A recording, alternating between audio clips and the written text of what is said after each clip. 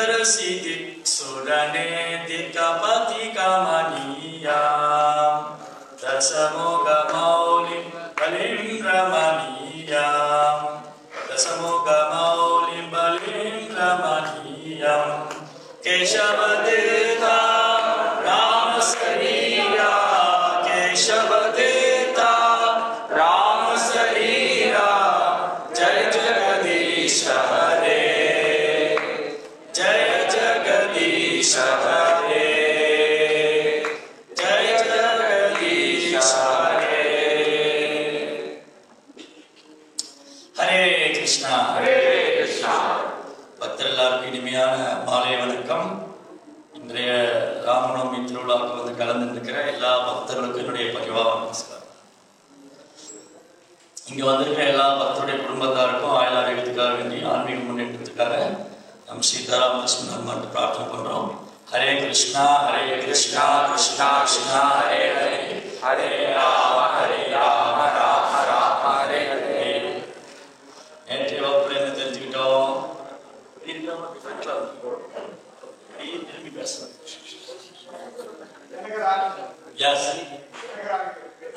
Janaka மகாராஜுடைய மிதிலாவுடைய glorious சிவதனுசு எப்படி Ramar break பண்ணாரு, சீதாதேவி சீதா விவாகம், சீதா கல்யாணம், அகல்யா மோட்சம், மூணு மாதாஜி வந்து ராமர் லைஃப்ல மீட் பண்ண. ஃபர்ஸ்ட் யாரு? தாடகா, செகண்ட் அகல்யா, தேர்ட் சீதா. இந்த மூணு பேர் எதை ரெப்ரசன்ட் பண்றாங்க? தாடகா பாவகரமான தாடகா வந்து அரக்கி ராட்சசிய, இது தமகுணம். ஸோ தாடகா வந்து பாவத்தின் சொரூபம். ஸோ ராமர் கையால் தண்டிக்கப்பட்டு தாடகை மோட்சம் கொடுத்தாங்க. அகல்யா புண்ணிய கர்மா இல்லையா? அகல்யா வந்து புண்ணியத்தினால பகவானிய பாத சேவனை பண்ணி அவங்க விடுதலை எடுத்தாங்க. சீதாதேவி பியோர் டிவோஷன், பக்தி தோடு. அப்போ சீதாதேவி தான் எட்டர்னல் கன்சர்ட். சீதாதேவி தான் பகவான் எட்டர்னல் கன்சர்ட், நித்தியமான சேவையில் ஈடுபடுறாங்க. அப்போ பாவ புண்ணியம் ரெண்டு போகணும், தூய பக்திங்கிற தளத்துக்கு நம்ம வரணும். சரி, வேற என்ன தெரிஞ்சுக்கிட்டோம்? சரி, இந்த மாதிரி ரொம்ப அழகா சீதா கல்யாணம் முடிஞ்சு, ராமருக்கும் சீதைக்கும் கல்யாணம் அதெல்லாம் முடிஞ்சு அவங்க அயோத்தியால ரொம்ப ஹாப்பியா இருக்காங்க. இன்னைக்கு கொஞ்சம் எபிசோட் கொஞ்சம் கஷ்டமா இருக்கும், வருத்தமா இருக்கும். இன்னைக்கு வந்து ஒரு 2 எபிசோட் வந்து ராமாயணத்துல அயோத்தியா காண்டமும் ஆரண்ய காண்டமும் கொஞ்சம் கஷ்டமா இருக்கும். எப்போ திரும்பி ஹாப்பி ஆகும்? ராமாயணத்துல ஸ்டார்டிங் ரொம்ப சந்தோஷமா இருக்கும், அப்புறம் கொஞ்சம் துக்கமாகும், அப்புறம் ரொம்ப சோகமாகும். எப்ப திரும்பி சந்தோஷமாகும்? ஹனுமான் வரும்போதுதான், வானராஜ் ஹனுமான்லாம் வரும்போதுதான் அகைன் வந்து ராமாயணம் ரொம்ப ஹாப்பியா இருக்கு. ஸோ சரி, இன்னைக்கு கிளாஸ் வந்து ராமாயணம் எப்படி கேட்கணுங்கிறத ஆரம்பிக்கும். ராமாயணத்தை எப்படி கேட்கணும், எந்த மாதிரி கேட்கணும், ராமாயணம் கதை கேட்கும்போது எப்படி கேட்கணும்?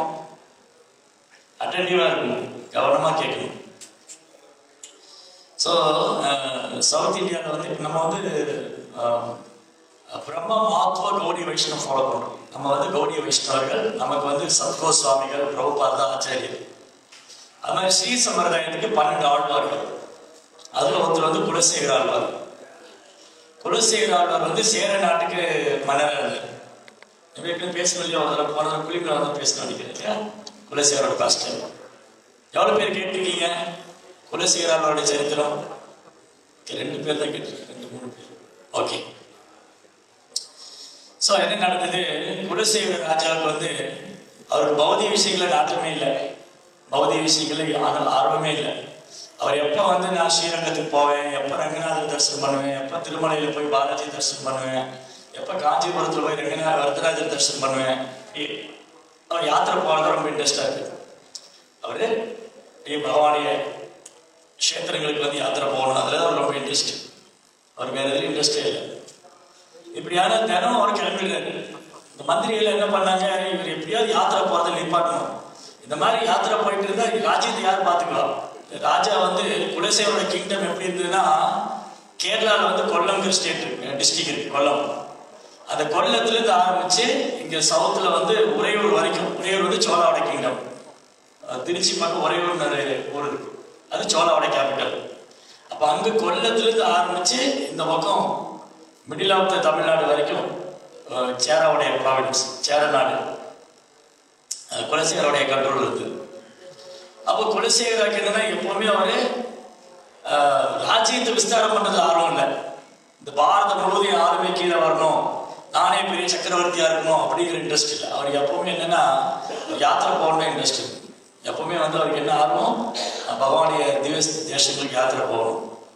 இந்த மந்திரிகள் என்ன பண்ணாங்க, எவ்வளவு ட்ரை பண்றாங்க, இவர் எப்படியாவது மனசு மாத்திரணும், இவர் இப்படி விட்டா யாத்திரை போயிடுவாரு, ராஜ்யத்தையும் பார்த்துக்க மாட்டாரு, ராஜ்யத்தை விஸ்தாரம் பண்ண மாட்டாரு, இப்படியே போயிடுவாருன்னு மந்திரிகள் என்ன திட்டம் போட்டாங்க, அடியார்களை வர வச்சிடலாம். வைஷ்ணவர்கள் நம்மளுடைய இடத்துக்கு வந்துட்டா ராஜாவுக்கு என்ன பண்ணுவாங்க, வைஷ்ணவருக்கு சேவை பண்ற ஆர்வத்துல யாத்திரை போறதை மறந்துடுவாரு. நான் திருப்பதி போகணும், ஸ்ரீரங்கம் போகணும், காஞ்சிபுரம் போகணும், இதெல்லாம் மறந்து போய் வைஷ்ணவருக்கு சேவை பண்ணுவாரு அப்படின்னு அடியார்களை அழைச்சாங்க. அப்ப அடியார்கள்லாம் வர ஆரம்பிச்சாங்க. வைஷ்ணவருக்கு வர ஆரம்பிச்சோன்னே ராஜா மறந்துட்டாரு. அதே மாதிரி யாத்திரை போறதை மறந்துட்டாரு. வைஷ்ணவருக்கு தங்க வைக்கிறது, சேவை பண்றது, அவங்களுக்கு பிரசாதம் கொடுக்கறது, அவங்க பாத பூஜை செய்யறது, குறிப்பா அவங்ககிட்ட ராமாயணம் கேட்கறது. ராஜாவுக்கு வந்து ராமலீலை ரொம்ப பிடிக்கும். குலசேகருடைய அரண்மனையில வந்து சீதாராம், லட்சுமணன், ஹனுமான் இதே மாதிரி விக்கிரகங்கள், இவங்கள மாதிரி விக்கிரகங்கள் வந்து ராஜாவுடைய பேலஸ்.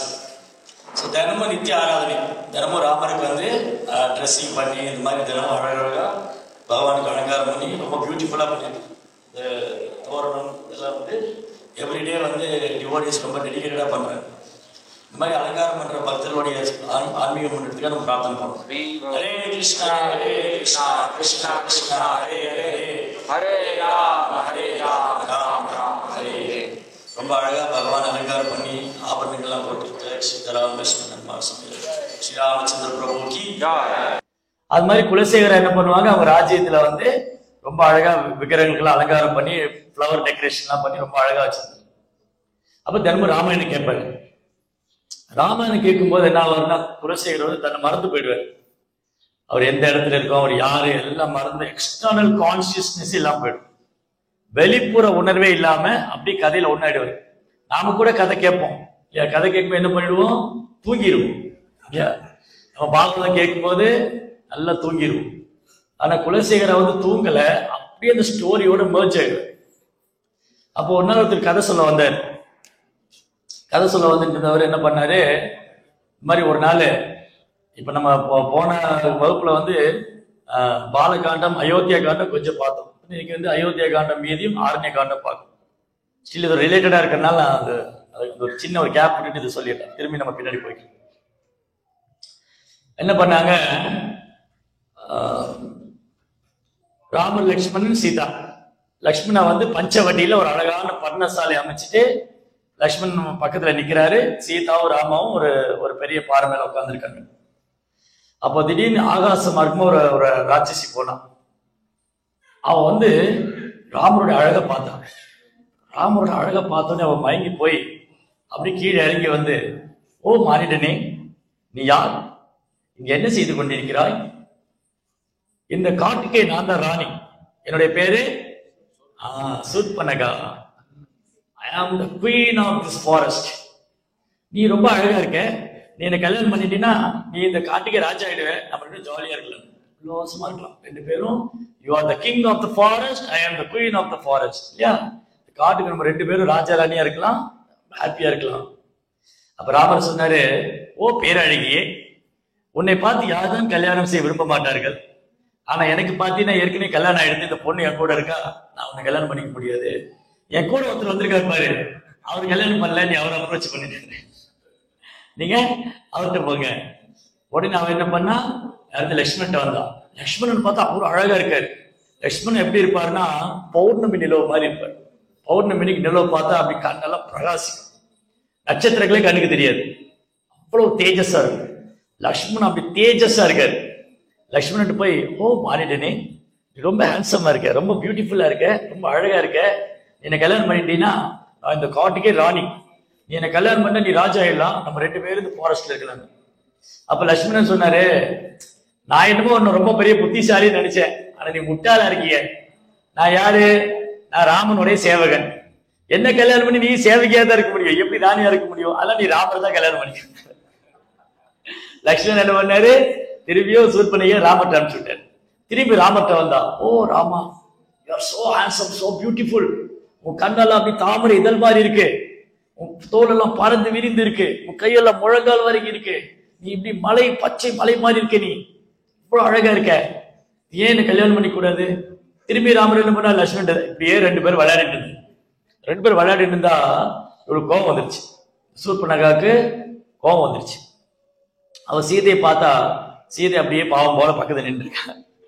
சீதையை பார்த்தோன்னே, ஓஹோ இதுதான் காரணமா, இந்த பொண்ணை கூட வச்சிருந்தா நீ என்கிட்ட விளையாடுறாமா, அந்த பொண்ணை இப்ப நான் வந்து கடிக்க போறேன், இந்த பொண்ணை பிடிச்சு கடிச்சு ரத்தத்தை குடிக்க போறேன், அப்ப நீ ஆட்டோமேட்டிக்கா நீ என்கிட்ட வந்துடுவேன் அப்படின்னு சூர்பனகா பண்ணா ஃபாஸ்டா சீதையை நோக்கி போறான்.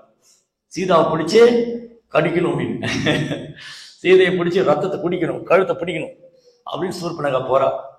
உடனே ராமர் சொன்னார், லக்ஷ்மணா டைம் வேஸ்ட் பண்ணாத, சீக்கிரம் இவளை பனிஷ் பண்ணு, இந்த அரக்கிக்கு ஏதாவது தண்டனை கொடுங்க. அப்போ இந்த அரக்கியோடைய ஏதோ ஒரு பாகத்தை கட் பண்ணி விடணும். இன்னும் பொண்ணா போயிட்டா, இவ பொண்ணா இருக்கனால கொல்ல வேண்டாம், ஒரு பனிஷ்மெண்ட் கொடுத்துருங்க. அங்ககீனம் பண்ண, அங்ககீனம் உடல்ல ஏதோ ஒரு பாகத்தை கட் பண்ணணும். இவ்வளவுதான் ராமர் சொல்றவர் தான் லட்சுமணன் வெயிட், ராமர் எப்ப சொல்வார் வெயிட் பண்ணிட்டு இருக்கிறார். இந்த இங்க உடைவாள் இருக்கு இல்லையா, இதை கை வச்சுட்டு இருக்காரு. ராமர் சொன்ன உடைவாள் உருவிட்டு டப்புன்னு உருவி சூர்பனகா மூக்கை வெட்டி விட்டார். மூக்கு கட்டானோடனே அப்படி பிளட் வருது, ஒரு காடு பூரா ஓடுறான். அந்த சத்தம் வந்து அப்படி காடு பூரா எதிரொலிக்குது. அந்த மூக்கு அறுத்து ரத்தம் வந்து பிளட் எல்லாம் கீழே போய் சூர்பனகா காடு பூரா அலறி ஓடுறான். யாருக்கா ஹார்ட் அட்டாக் வந்துருச்சு, யாராவது இதய பலவீனமானவங்க குழந்தைங்க எல்லாம் பின்னாடி தள்ளி உட்காந்துருக்காங்க. அப்படியே இனி ஏன்னா இது இந்த எபிசோட் ஃபுல்லா இப்படிதான் இருக்கும். இந்த மாதிரி சூர்பனகா மூக்க அருந்து ஆளறி கத்திட்டு ஓடுறான். எங்க போனா, இந்த ஜனஸ்தானத்துல அவருடைய சகோதரர் 2 பேர் இருக்காங்க, கரண் தூஷன். இவங்க வந்து 14,000 ராட்சசரோட இருக்காங்க. எவ்வளவு பேரு? 14 ராட்சசர்கள். இந்த கரண் தூஷன் மாதிரி ஒரு ஆசனத்துல உட்கார்ந்துருக்கா. சூர்பனகா மூக்கு அருந்து ஓடி வந்தா, கரண் பண்ண அவன் ஒரு பக்கம் கத்துறான், கரண் ஒரு பக்கம் கத்து, எல்லாம் கத்திக்கிட்டு கிடக்கு. என்ன ஆச்சு உனக்கு, யார் என்ன பண்ணா? இந்த சூர்பனகா சொன்னா, இந்த ஜனஸ்தானத்துல 2 மானிடர்கள் வந்திருக்காங்க, என்ன துணிச்சல் அவங்களுக்கு, நீங்களாம் என்ன பண்றீங்க, நீங்களாம் ராட்சசனா, உனக்கு தைரியம் இல்ல, கோழையே ஒழிந்திருக்கிறாய், இந்த மானிடர்கள் உன்னால பிடிக்க முடியல, கொல்ல முடியல, இப்ப நான் போறேன், அவனை கொல்லுவேன், வெட்டுவேன், குத்துவேன். 2 பேர் என்ன பண்ணா, கரண் தூஷனும் 14,000 ராட்சசர்களோட கோவேரி கழுது மேல ஏறிட்டு பெரிய பவனி வர்றாங்க. அங்கிருந்து பஞ்சவடியில ராமருடைய இடத்துக்கு வர்றாங்க. ராமர் இந்த 14,000 ராட்சசரை பார்த்த உடனே லட்சுமணனுக்கு வந்து அப்படியே கோபம் வந்து உடைவாள் எடுக்கிறாரு. அப்ப வந்து ராமர் சொல்றார், லட்சுமணா நீ சீதையை பார்த்துக்கோ, நான் இவங்களை பாத்துக்கிறேன்னு. இந்த கதை வந்து யாரு கேட்டு இருக்கா? குலசேவர் கேட்டு இருந்தார். அவர் கதை கேட்டு இருந்தவரு திடீர்னு எந்திரிச்சிட்டாரு. எந்திரிச்சு, என்ன ஒரு அநியாயம், இது அக்கிரமம், இது அதர்மம், என் பிரபு ராமர் தனியா இருக்காரு, 14 ராட்சச வராங்களா, ஓ படைகளே உடனே கிளம்புங்க, நம்ம ஜனஸ்தானத்துக்கு போறோம், 14 ராட்சச கரண் தூஷனை வதம் பண்றோம், பிரபுவுக்கு வந்து பாதுகாப்பு அளிக்கிறோம், படைகள் புறப்படட்டும், ஹரே கிருஷ்ணா. உடைவாள் குதிரை ஏறிட்டாரு. இந்த கதை சொன்னவர் புரிஞ்சுக்கிட்டாரு. ராஜா வந்து கதையிலே அப்படி ஒண்ணாய் போயிட்டாரு. இப்ப என்ன பண்ண, போய் ராஜாவை பெசிவை பண்ண, இருங்க அவசரப்படாதீங்க, நீ என்ன நடத்தினே தெரியாம கிளம்பிட்டீங்க, நீங்க தானே சொன்னீங்க ஜனஸ்தானத்துல 14 அரக்கர்கள் வந்திருக்காங்கன்னு, அவரை ராமர் கொண்டுட்டாருங்க. அப்படியா? எப்படி கொண்டாரு? ராமர் வந்து கோதண்டை வச்சுட்டு இருக்காரா? ஆமா, கோதண்டை எடுத்து அதுல ஒரு அம்பு வச்சாரா. அவர் அதுல வைக்கும் போது ஒரு அம்பு தான் இருந்தது. அந்த ஒரு அம்பை இழுத்து காது வரை இழுத்து அந்த கோதட்டு புறப்படும் போது ஒரு அம்பு தான் புறப்பட்டுச்சு. அப்புறம் அது 4, 8, 16, 32, 64, 100, 1000 அஸ்திரங்களா போய் அந்த அசுரங்கள் மேல மழைய பொழிஞ்சது. இந்த மாதிரி ராமர் தனி நபரா நின்று 14,000 ராட்சசத்தை கொன்று விட்டார். ஜெய் ஸ்ரீ ராமச்சந்திர பிரபுக்கு. அன்னைக்கு ஃபீஸ்ட், அன்னைக்கு வந்து ஃபீஸ்ட். இந்த மாதிரி தினமும் ராமாயண கதை சொல்லுவாங்க. கதை முடிஞ்சோடனே பகவானுக்கு ஆரத்தி பிரசாதம் இங்க பண்ற மாதிரி தான். அப்போ ஒரு நாள் இந்த ரெகுலரா கதை சொல்றவர் வரல. அவர் என்ன பண்ணார், வேற ஒருத்தர் அமைச்சு வச்சுட்டார். ஆனா சொல்லும்போது ஒண்ணு சொன்னார், இந்த மாதிரி ராமாயணத்துல சோகமான கதை எதுவும் சொல்லிடாதீங்க, ராஜாவை கண்ட்ரோல் பண்ண முடியாது, ரொம்ப சந்தோஷமான கதையெல்லாம் சொல்லுங்க அப்படின்னு சொல்லி அனுப்பிச்சாரு. இவரும் சரி சரி தலையாடிட்டு வந்துட்டாரு என்ன மாதிரி. அவருக்கு வந்து உட்கார்ந்த உடனே அவர் கதை சொன்ன அவர் மறந்து போயிட்டாரு. அவர் என்ன சொல்லிட்டு இருந்தாரு, இந்த மாதிரி ராமாயணத்துல ராவணன் சீதை கடத்தின்னு போறார், சீதை வந்து அழறாங்க, ஓ பிரபு, ஓ லக்ஷ்மண், ஓ ராம், ஓ பிரபு, ஓ ராம், ஓ லக்ஷ்மண். சீதை அழறாங்க. சீதை அழ அழ கதற கதற ராவணன் புஷ்ப விமானத்துல தூக்கின்னு போறான் சீதைய இப்படின்னு சொல்லிட்டு இருக்காரு. ராஜா எதிர்ச்சிட்டாரு, குலசேகர் எதிர்ச்சிட்டாரு. என்ன ஒரு அதர்மம், என்ன ஒரு அநியாயம், என்னுடைய சீதா பிராட்டியை பிரபுட்டிருந்து கடத்தி செல்லும் ராவணனை வதம் செய்ய வேண்டும், எனது படைகளை புறப்படுங்கள், சமுத்திரத்தை நோக்கி போறோம், லங்கைக்கு போறோம், ராவணனை போறோம், அறிவோம் கிளம்பிட்டு ராஜா குதிரை ஏறி போயிட்டாரு. இவர் புதுசா கதை சொல்றவருக்கு என்ன சொல்றது தெரியல. ராஜா குதிரை ஏறி போயிட்டாரு. ஒரு கையில உடைவாள் வச்சுட்டு குதிரை ஏறி போறாரு. குதிரை போகுது, நேர போய் கடலுக்கு போயிட்டாரு. கடல்ல போயிட்டு குதிரை ஓட்டி இறங்கி ஒரு கையில நீந்திட்டு இருக்காரு கடல்ல. அவருடைய அந்த டிட்டர்மினேஷன், அவர் உறுதியை பார்த்து ராமரே கடல்ல வேலை வந்துட்டாரு. ராமர், லக்ஷ்மணா, ஹனுமான், சீதா எல்லாம் வந்துட்டாங்க. குலசேகர எங்க போற நீ அப்படின்னாரு. பிரபு, சீதாதேவி உங்களுக்கு பிரிச்சுட்டாங்களே, ராவணனை கொல்ல வேண்டாமா? அதெல்லாம் நான் முடிச்சுட்டேன், நீ சீதையா கூட தான் இருக்கா, ராவணன் எல்லாம் வதம் பண்ணியாச்சு, நீ திரும்ப ராஜ்யத்துக்கு போன. திரும்ப வந்துட்டாரு. ஓ ராமச்சந்திர விஜயோத்சவா, ஸ்ரீராமர் தசரா பண்டிகை அன்னைக்கு ராவணனை வதம் செய்தார், கிரேட் ஃபீஸ்ட் அன்னைக்கு. இந்த மாதிரி தினமும் கொண்டாடினாங்க ராமாயணத்தை வந்து குலசேகரர் கொண்டாடு. அப்படி நம்ம கதை கேட்கணும், அப்படி கதையில வந்து அப்படி லயிச்சு போகணும். அவ்வளவு சுவாரஸ்யமான கதைகள். இது வெறும் கதை மட்டும் அல்ல, இந்த கதையில உள்ளவங்க எல்லாமே ராமரோடு வாழ்ந்திருக்காங்க, ராமர் மேல அன்பு செஞ்சிருக்காங்க, ராமருக்காக தன் ஆத்ம நிவேதனம் செஞ்சிருக்காங்க, ராமருக்காக தன் வாழ்க்கையை அர்ப்பணிச்சிருக்காங்க. அப்பேற்பட்ட பக்தர்கள்.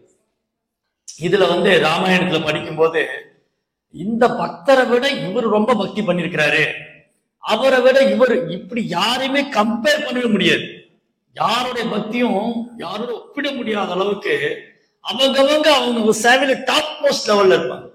ஒவ்வொருத்தரும் அவங்க சேவையில அவ்வளவு அந்யோன்யமா சேவை பண்ணிருப்பாங்க. இப்போ நம்ம திரும்பி ராமாயணத்துக்கு வருவோம். இந்த மாதிரி அயோத்தியில எல்லாம் வந்து நல்லா போயிட்டு இருந்தது. அப்போ ஒரு நாள் தசரதர் என்ன பண்ணாரு, நேற்று பேசணும் இல்லையா, அவருக்கு இங்க சைட்ல ஒரு வெள்ளை முடி வந்துச்சு. அப்ப புரிஞ்சு போயிடுச்சு, எனக்கு வயசாகி போயிடுச்சு, அதனால ராமனுக்கு பட்டாபிஷேகம் பண்ணணும், ராமனை வந்து அயோத்தியாவை சக்கரவர்த்தி ஆக்கணும், எல்லாத்தையும் கேட்கிறாரு. வசிஷ்டர், மினிஸ்டர் எல்லாம் கூப்பிட்டு இந்த மாதிரி நான் வந்து ராமரை வந்து அயோத்தியாவுக்கு சக்கரவர்த்தி ஆக்க போறேன். எவ்ரி ஒன் ஹாப்பி, எல்லாருக்கும் ரொம்ப சந்தோஷம். அயோத்தியாவின் ஓரொரு பிரஜைகளும் அவங்க நீண்ட நாள் ஆசை, என்னைக்கு ராமரை அரியாசனத்துல பார்க்க போறோம், என்னைக்கு ராமர் நம்ம ஆழ போறாரு, என்னைக்கு நம்ம அவருக்கு அவர் நமக்கு சக்கரவர்த்தியா இருக்க போறாரு, என்னைக்கு அவர் நம்ம கட்டளையிட போறாரு அப்படின்னு ஒவ்வொரு நாளும் ஏங்கிட்டு இருக்காங்க. அயோத்தியால ஒவ்வொரு பிரஜைக்கும் ராமர் மேல அவ்வளவு அன்பு, ஒவ்வொருத்தரும் ஏங்கிட்டு இருக்காங்க. பிரபுடைய அந்த அயோத்தியாவோட அரியாசனத்துல உட்கார்ந்து அவர் நம்மளை ரூல் பண்ணணும் அப்படின்னு. அதுல கூட்டத்துல ஒருத்தர் கேட்டாரு அந்த தசரதர்கிட்ட, இன்னி ஏங்க தாமதிக்கிறீங்க, இன்னைக்கே பண்ண வேண்டியதானே, இவ்வளவு நேரமா இருக்கு, இன்னைக்கே பண்ண வேண்டியது. அந்த அளவுக்கு அவங்க ராமர் மேல அன்பு. இப்படி எல்லாரும் சந்தோஷமா இருக்காங்க. கைகேயி வந்து ராமருக்கு பட்டாபிஷேகம்னதும் அவங்க அந்த புறத்துல எல்லா சேவர்களுக்கும் தானம் கொடுத்துட்டு இருக்காங்க. நவரத்ன மாலை, முத்து மாலை, பவள மாலை, ஆபரணங்கள், பட்டாடைகள், அப்படி சந்தோஷமா தானம் பண்றாங்க. யாரு? கைகேயி. அப்போ மந்தாரா வரா. மந்தாரா வந்து மந்தாரை பார்த்த உடனே ஆக்சுவலி கைகேயிக்கு மந்தாராவை ரொம்ப பிடிக்கும்.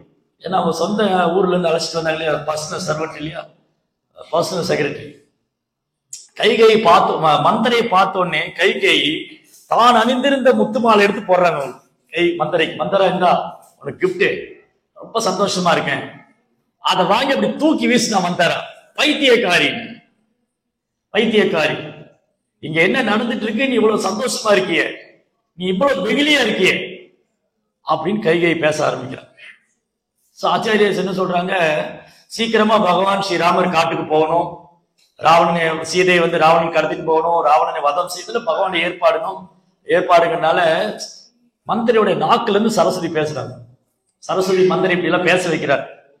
என்னது, நீ ஒரு பைத்தியக்காரி, நீ ஒரு வெகுளியா இருக்க, உனக்கு உலகம் தெரியல, ஏன் இப்ப ராமருக்கு பட்டாபிஷேகம், அது உன் மகன் பரதன் இல்லாத வேலைக்கு ஏன் பட்டாபிஷேகம்? கைகேயி சொன்னா, ராமர் வந்து என்ன வந்து அவ்வளவு அன்பு என் மேல அன்பு வச்சிருக்காரு, எனக்கு வந்து கௌசல்யாவோட என் மேல ரொம்ப அன்பா இருக்காரு ராமன், எனக்கு ராமன் அவ்வளவு, ராமர் வந்து கைகைக்கு அவ்வளவு பிடிக்கும், ராமருக்கும் கைகை மேல அவ்வளவு அன்பு, அதனால ராமன் வந்து எனக்கு என் மகன் தான், அவன் வேற எனக்கு பரதன்ல இருந்து பரதனும் ராமனும் வேற வேறையா பார்க்கல, பைத்தியக்காரி, ராமன் கௌசல்யின் மகன், பரதன் உன் மகன், இது கூட தெரியல உனக்கு, ஏன் தசரதன் இப்படி செய்ய வேண்டும், ஏன் பரதன் இல்லாத வேலையில் செய்ய வேண்டும்? அப்ப கைகை வந்து மந்திர வந்து கைகை வந்து முதல்ல ரொம்ப கான்பிடண்டா இருக்கா. ஏன்னா ராமர் வந்து ரொம்ப அழகானவன், ரொம்ப அமைதி, பணிவு, எளிமை, என்கிட்ட எவ்வளவு அன்பா நடந்துக்கிறாரு, ராமர் மேல கொஞ்சம் கூடி துவேஷம் கிடையாது கைகை, கொஞ்சம் கூடி ராமர் கிட்ட வந்து அந்த ஒரு பிடிக்கலன்னு இல்லை, ராமரை பிடிக்காதுன்னு யாரும் சொல்ல மாட்டாங்க.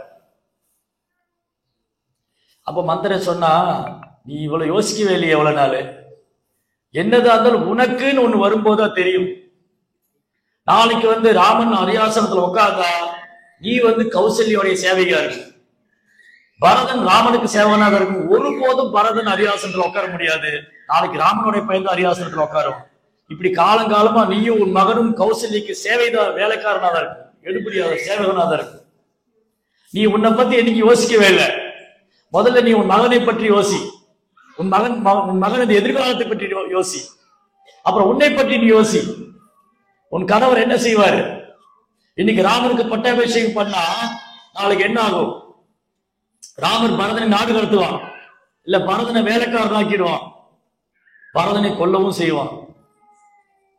இதெல்லாம் சொல்ல கைகையினால முதல்ல அசெப்ட் பண்ணிக்க முடியல, ஆனா கொஞ்சம் கொஞ்சமா மந்திரை பேச பேச கைகையோட மனசு அப்படி சேஞ்ச் ஆயிட்டே இருக்கு. இதான் அந்த அசோசியேஷன், பவர் ஆஃப் அசோசியேஷன் சொல்றோம் இல்லையா, பக்தர் அல்லாதவருடைய சங்கம் வந்து எந்த அளவுக்கு தாக்கத்தை ஏற்படுத்தணும். ஸோ கைகை வந்து மந்திரையோட வார்த்தையை கேட்டு கேட்டு சொன்னா, தசரதர் ஏன் வந்து ராமனுக்கு பட்டாபிஷேகம் பண்ணணும், தசரதருக்கும் அந்த கேகை நாட்டு மன்னனுக்கும் ஒத்து வராது, சாரி ஜனகனுக்கும் கேகை நாட்டு மன்னனுக்கும் உடன்பாடு இல்லை, அதனால இன்னைக்கு என்ன ஆகுது, நாளைக்கு ராமன் வந்து பட்டாபிஷேகம் பண்ணா அவன் அரியாசனத்தை உட்கார்ந்தா ஜனகர் என்ன பண்ணுவாரு, உன்னுடைய அப்பா மேல நாட்டு மேல போர் தொடுப்பாரு, ராமன் அதுக்கு உடந்தையா இருப்பாரு, இப்படி எல்லாம் எங்க நம்ம யோசிச்சு பேசலாம். மந்தரா வந்து அவ்வளவு ஏன்னா இந்த இடத்துல ராமாயணத்துல 4 விதமான மனது மைண்டோட ரிஃப்ளெக்ஷன் இருக்கு. சோ மந்தாரா வந்து குரூக்கட் மைண்டு, மந்தாரா பாருங்க எப்படி எல்லாம் யோசிக்கிறது, கைகை கூட எப்படி எல்லாம் யோசிக்கல, கைகையோடைய மைண்டுக்கும் மந்தரோடைய மைண்டுக்கும் நிறைய டிஃபரன்ஸ் இருக்கு.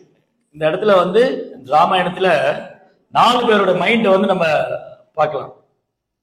மந்தரையோட மைண்ட் எப்படி இருக்கு, கைகையோடைய மைண்ட் எப்படி இருந்தது, தசரதோடைய மைண்ட் எப்படி இருந்தது, ராமருடைய மைண்ட் எப்படி இருந்தது, இந்த ஒரே எபிசோட்ல, இந்த ஒரே இடத்துல, இந்த ஒரே ஸ்கந்தத்துல 4 பேரோட மனப்பான்மை பார்க்கலாம். சோ மந்தரா வந்து குரூக்கட் மைண்டு, எப்படியாவது கைகைய மனசை மாத்திரணும், அவளை வந்து இதுக்கு உடன்படக்கூடாது, ராமன் அரியாசனத்துல உட்காரக்கூடாது, ராமன் காட்டுக்கு போகணும், பரதன் தான் அரியாசனத்துல உட்காரணும் அப்படின்னு மந்தரா என்னெல்லாம் சூழ்ச்சி பண்ணணும், சூழ்ச்சி பண்ணக்கூடிய மனது. மந்தராவுக்கு வந்து சூழ்ச்சி பண்ண மனது. கைகை வந்து ரொம்ப இன்னசென்டா இருந்தா, அவ ரொம்ப இன்னசென்டா இருந்ததை வந்து மந்தரா யூஸ் பண்ணிக்கிட்டான். இங்க கைகையுடைய மனசு வந்து ரொம்ப வெகுளித்தனமா இருந்தது, அவளுக்கு புரியல, அவ வந்து ராமர் மேல உண்மையாலுமே அன்பு வச்சிருந்தா, பட் அந்த உண்மையான அன்பு இந்த மந்திரியோடைய சூழ்ச்சியினால பலவீனம் இதாயிடுச்சு, டிஸ்டர்ப் ஆயிடுச்சு, சேஞ்ச் ஆயிடுச்சு. அதான் சங்கா வந்து எப்படி சேஞ்ச் பண்ணணும் இல்லையா, நம்ம வந்து பக்தி தோல்ல உறுதியா இருந்தால் அல்லாது பக்தர் அல்லாத சங்கம் ரொம்ப எஃபெக்ட் பண்ணும். போது நல்லா பக்தி பண்ணுவோம், வெளியில போனோன்னு பக்தர் இல்லாத சங்கத்துல போனா அப்படி போயிடும். அந்த மாதிரி நிறைய பேர் எஃபெக்ட் ஆகும், நாட் டிவோட்டட் அசோசியேஷன். அதான் வந்து பக்தர் அல்லாத சங்கத்தை தவிர்க்கணும்னு சொல்லுது இல்லையா. உபதேசாமிர்தத்துல 6 விஷயங்களை தவிர்க்கணும்னு சொல்றாங்க இல்லையா? என்னென்னது? அத்தியாகார, பிரயாசஸ்ய, பிரஜல்பா, நியமகிரக, ஜனசங்க லௌல்யம். ஜனசங்கஸ்ய லௌல்யம். அத்தியாகாரம். அத்தியாகாரம்னா அளவுக்கு அதிகமா ஆசைப்படுறது, அளவுக்கு அதிகமா தன்னுடைய தகுதிக்கு மேல ஆசைப்படுறது. பிரயாசம், பேராசை, அளவுக்கு அதிகமா சாப்பிடுறது, அளவுக்கு அதிகமா தூங்குறது, அளவுக்கு அதிகமா ஆசைப்படுறது. பிரஜல்பா, கிருஷ்ணரை தவிர மற்ற விஷயம் எல்லாம் பேசுவாங்க, கிருஷ்ணரை பத்தி பேச மாட்டாங்க. 2 பக்தர்கள் சந்திச்சா கூட கிருஷ்ணரை தவிர மற்ற விஷயம் எல்லாம், அது என்னாச்சு, இது என்னாச்சு, அவங்க என்ன, இவங்க என்ன, பகவானை பத்தி ஒண்ணும். நீ காலையில பாகவதம் கிளாஸ்ல என்ன நடந்துன்னு கேட்க மாட்டேன். நீங்க என்ன கறி குழம்பு வச்சீங்க, என்ன சப்ஜி வச்சீங்க, இதெல்லாம் கேட்போம். பாகவதத்துல என்ன சொன்னாங்கன்னு கேட்கல. பிரஜல்பா, கிருஷ்ணரை தவிர வேற என்ன பேசினா பிரஜல்பா தான். அத்தியாகார, பிரயாசஸ்ய, பிரஜல்பா, நியம ஆக்ரகா. பிரபுபாத சொன்ன, ஆச்சாரியர் சொன்ன விஷயங்களை ஃபாலோ பண்ணாம அசால்ட்டா இருக்கிறது. ஜனசங்கா, பக்தர் அல்லாதவன் சங்கத்துல போய் இருக்கிறது. அப்புறம் சோம்பேறியா இருக்கிறது. இந்த 6 விஷயம் பண்ண என்ன ஆயிடும்? இருக்கிற கொஞ்ச நெஞ்ச பக்தியும் போயிடும். இந்த 6 விஷயம் பண்ணா இருக்கிற கொஞ்ச நெஞ்ச பக்தியும் போயிடும். என்னென்ன 6 விஷயம் பண்ணக்கூடாது? அளவுக்கு அதிகமா சாப்பிடுறது, போடுங்க போடுங்க கழுத்து வரைக்கும், இப்படி குமிஞ்சா எல்லாம் வெளியில வந்துடும். கழுத்து வரைக்கும் சாப்பிடுறது. பேராசை. அப்புறம் சாப்பிட்டா நிறைய சாப்பிட்டா நிறைய தூக்கம் வரும் இல்லையா? தூங்கிட்டு சாப்பிடுறது, தூங்குறது, கும்பகர்ண வேலை. இந்த மாதிரி இருந்தா பக்தி ஸ்பாயில் ஆயிடும்.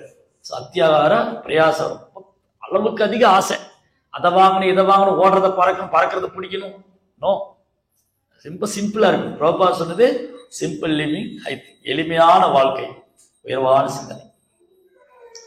அத்தியாகார, பிரஜல்பா, பகவானை தவிர வேற எதையும் பேசக்கூடாது, பகவானை தவிர வேற எதையும் கேட்கக்கூடாது. இந்த குரங்கு பொம்மை பார்த்திருக்கீங்களா?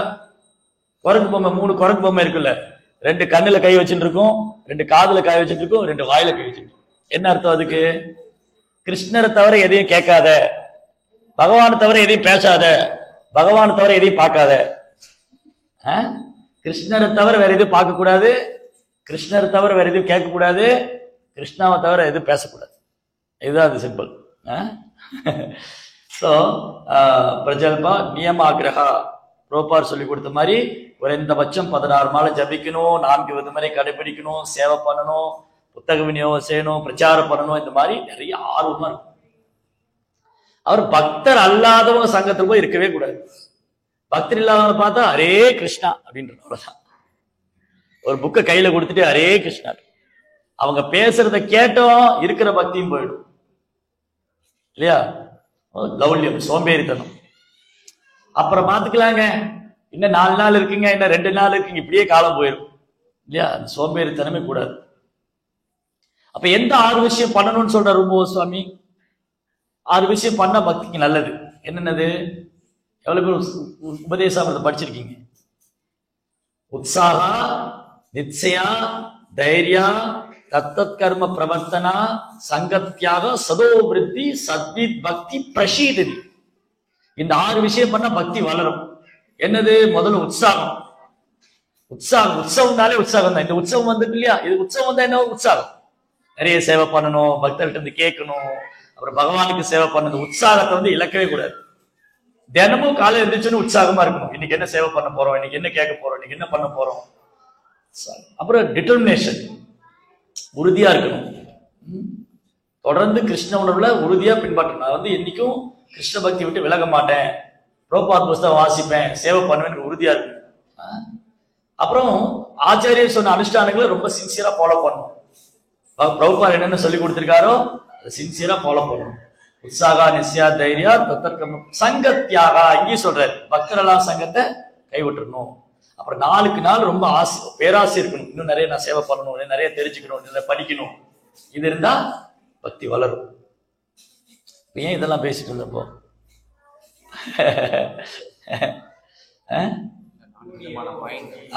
4 விதமான மைண்டு. மனதுதான் எல்லா துன்பத்துக்கும் காரணம். என்னுடைய இன்ப துன்பத்துக்கு யார் காரணம்? என் மனமே காரணம். நமது இன்ப துன்பத்துக்கு யார் காரணம்? கேட்கவே இல்லை. நமது இன்ப துன்பத்துக்கு யார் காரணம்? மனமே காரணம். யாருடைய மனசே? நம்ம மனதுதான் காரணம், இவருடைய மனசுல இல்ல. அவர் மனதுக்கு, அவருடைய இன்ப துன்பத்துக்கு அவர் மனசு காரணம். ஏன் இன்ப துன்பத்துக்கு? மனமே காரணம். இந்த மனசு கிருஷ்ணர் என்ன சொல்றாரு, நமக்கு எதிரி நண்பர்கள் வெளியில யாரும் வச்சுக்கலங்கிறார். இப்ப இந்த பக்தர் எனக்கு பிடிக்கும், அவரை பிடிக்காது, இவர் என் நண்பன், அவன் எதிரி கிடையாது. நம்ம எதிரி நண்பன் நம்ம கூடயே தான் இருக்காரு. யார் நம்ம எதிரி, யார் நம்ம நண்பன்? யார் மனது தன் கட்டுப்பாட்டுல இருக்கோ அந்த மனது அவருக்கு நண்பன்கிறார். இப்ப என் மனசு இருக்கு இல்லையா, அது நான் சொல்றது கேட்டா என் நண்பன். என் மனது நான் சொல்றது கேட்கலைன்னா அவன் தான் எனக்கு எதிரி. பந்தூர் ஆத்மானாம் ஆத்மானாம் ஆத்மானாம் அவசாதே ஆத்மானாம் ரிபுராத்மனக. நமக்கு நண்பனும் மனசுதான், எதிரியும் மனசுதான். யாருடைய மனது தன் கட்டுப்பாட்டுல இருக்கோ அவன் நண்பன், யார் மனது அவன் கட்டுப்பாட்டில் அவன் நமக்கு எதிரி. சரி, இப்ப மனசுன்னு எவ்வளவு பேருங்க மனசு பார்த்திருக்கீங்க? யாராவது மனதை பார்த்திருக்கீங்களா? செல்ஃபி எடுத்திருக்கீங்களா மனசு கூட? ஏதோ போட்டோ கிட்ட பிடிச்சதை காமிங்களேன். யாராவது மனதை பார்த்திருக்கீங்களா? இப்ப மனதுக்கான அடையாளம் என்னது? மனசு இருக்குன்னு எப்படி சொல்றோம்? மனது இருக்கிறதுக்கான அடையாளம் என்னது? ஏதாவது ஸ்கேன் மிஷினால ஸ்கேன் பண்ண முடியுமா? மனதுக்கான அடையாளம் என்ன? மனது இருக்கும் என்பது இருக்கிறது என்பதற்கான அடையாளம் என்ன?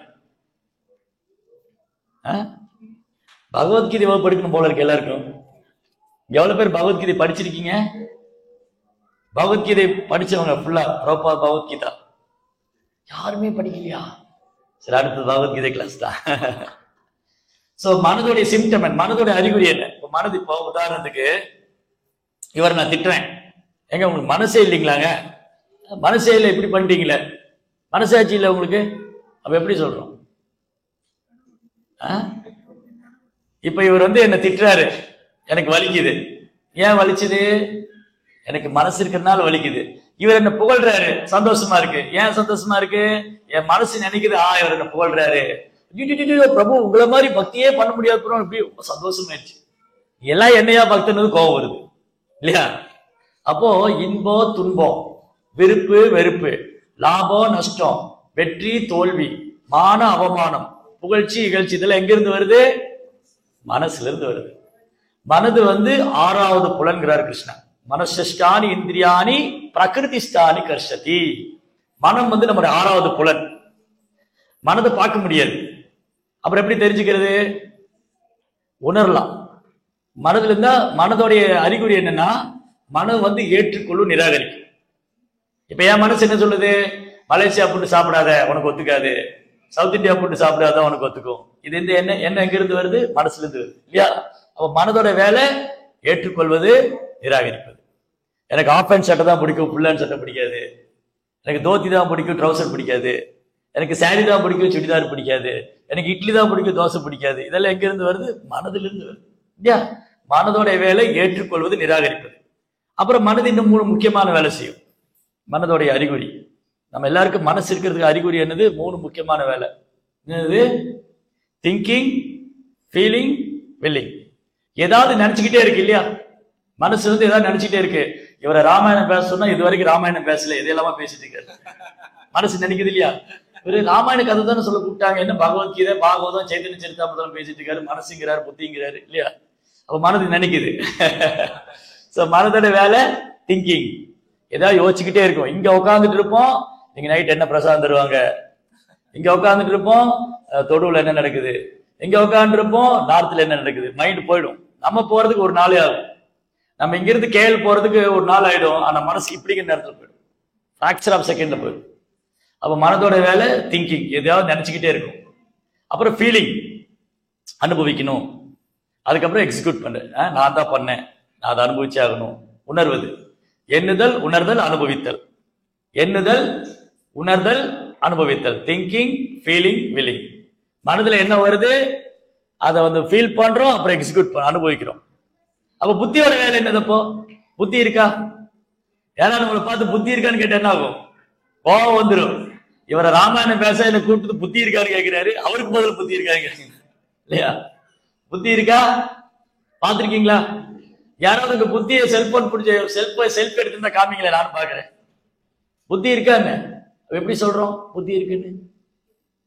மனதுல வரக்கூடிய எண்ணங்களை எப்படி எக்ஸிக்யூட் பண்றது தான் புத்தி, இன்டெலிஜென்ட். மைண்ட்ல வரக்கூடிய தாட்ஸ் ஹவு டு எக்ஸிக்யூட், எப்படி, அதான் சொல்றோம். உனக்கு அறிவு இல்ல, ஏன் இப்படி பண்ண இல்லையா? அப்ப மனதுல என்ன வருது, அந்த எண்ணத்தை எப்படி செயல்படுத்தணும், அது புத்தி. இப்படி செய்யலாமா, அப்படி பண்ணலாம். இன்னைக்கு ராமர் கோயிலுக்கு போகணும், நம்ம காடியில போயிடலாமா, இல்ல அந்த பிரபுவோட ஓசிலேயே காடியில போயிடலாமா? இந்த புத்தி யோசிக்கும் இல்லையா?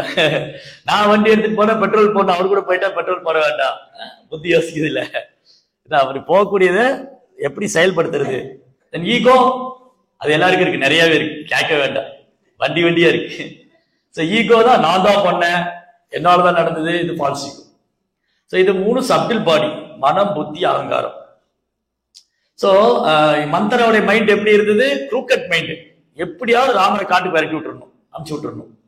மந்தரோடைய மனசு குறுக்கு புத்தி இருக்கு. கைகையோடைய மனசு ஒண்ணுமே புரியல, அவர் குழப்பத்துல இருக்கு. அவன் மனது ரொம்ப வெகுளித்தனமா ஒண்ணுமே புரியாம இருக்கா. தசரனுடைய மைண்ட் எப்படி இருந்தது? தசரன் ரொம்ப வீக்கா இருக்காரு. அவர் மனசு போய் பலவீனமாயி உட்கார்ந்து அழறாரு. தரையில விழுந்து, ஒரு அயோத்தியாவோட சக்கரவர்த்தி, உலகத்துக்கே சக்கரவர்த்தி, தரையில விழுந்து அழுதுட்டு இருக்காரு. ஐயோ ராமரோ என்னை விட்டு போயிட்டா, நான் என்ன பண்ணுவேன், என்னால உயிர் வாழ முடியாது, ரொம்ப வீக். ராமருடைய மைண்ட் எப்படி இருந்தது? அது ஒரு எந்த ஒரு இதே காமிக்கல ஒரு பேசல இல்லையா? அகத்தின் அழகு முகத்துல தெரியும். இப்போ யோசிச்சு பாருங்க. இப்போ இவங்க அப்பா இருக்காரு. இவங்க அப்பா இவருக்கு 2 பசங்களா. நாளைக்கு காலையில இவர் என்ன சொல்ற, நாளைக்கு காலையில இவர் கூப்பிட்டு, உனக்கு நான் ஒரு சொத்தை எழுதி கொடுக்குறேன். ஜெய ஜெகநாத் சுவாமி, சீதாராம லட்சுமணன் ஸ்ரீராமச்சந்திர பிரபுக்கு. நாளைக்கு இவர் கூப்பிட்டு இவங்க அப்பா சொல்றாரு, நாளைக்கு காலையில் விடிஞ்சோடனே நம்ம ரெஜிஸ்டர் ஆபீஸ் போறோம், இந்த இடத்த உன் பேர்ல எழுதி கொடுத்துறேங்கிற. ஒரு இடம், இவர்கிட்ட ஒரு இடம் இருக்குன்னு வச்சுக்கோங்களேன். ஒரு ஒரு ஒரு ஏக்கர் 2 ஏக்கர் இடம் வச்சிருக்காரு. 2 பசங்க இருக்காங்க. ஆனா இவர் என்ன பண்றாரு, இந்த பையனுக்கு நான் இடம் எழுதி கொடுக்குறேன்னு சொல்லிட்டாரு. நாளைக்கு காலையில விடிஞ்சோடனே ரெஜிஸ்டர் ஆபீஸ் போறோம். இவர் என்ன பண்ண, நைட் தூங்க போறாரு. காலையில எங்க அப்பா என்ன ரெஜிஸ்டர் ஆபீஸ் கூப்பிட்டு போவாரு, இடம் எழுதி கொடுக்க போறாரு. அதே காலங்கள படுத்திருக்கிறாரு. காலையில எழுந்திரிச்சு வந்த உடனே, உனக்கு இடம் கிடையாது, அந்த பையனுக்கு எழுதி கொடுக்க போறேன்னு என்ன பண்ணுவாரு? கல்ல தூக்கி தலையில போட்டு. கலியுகத்துல இப்படிதான். ஆனா ராமருக்கு நாளைக்கு விடிஞ்சா பட்டாபிஷேகம். நாளைக்கு விடிஞ்சா பட்டாபிஷேகம். முந்தின நாள் ராமரும் சீதையும் விரதம் இருக்காங்க.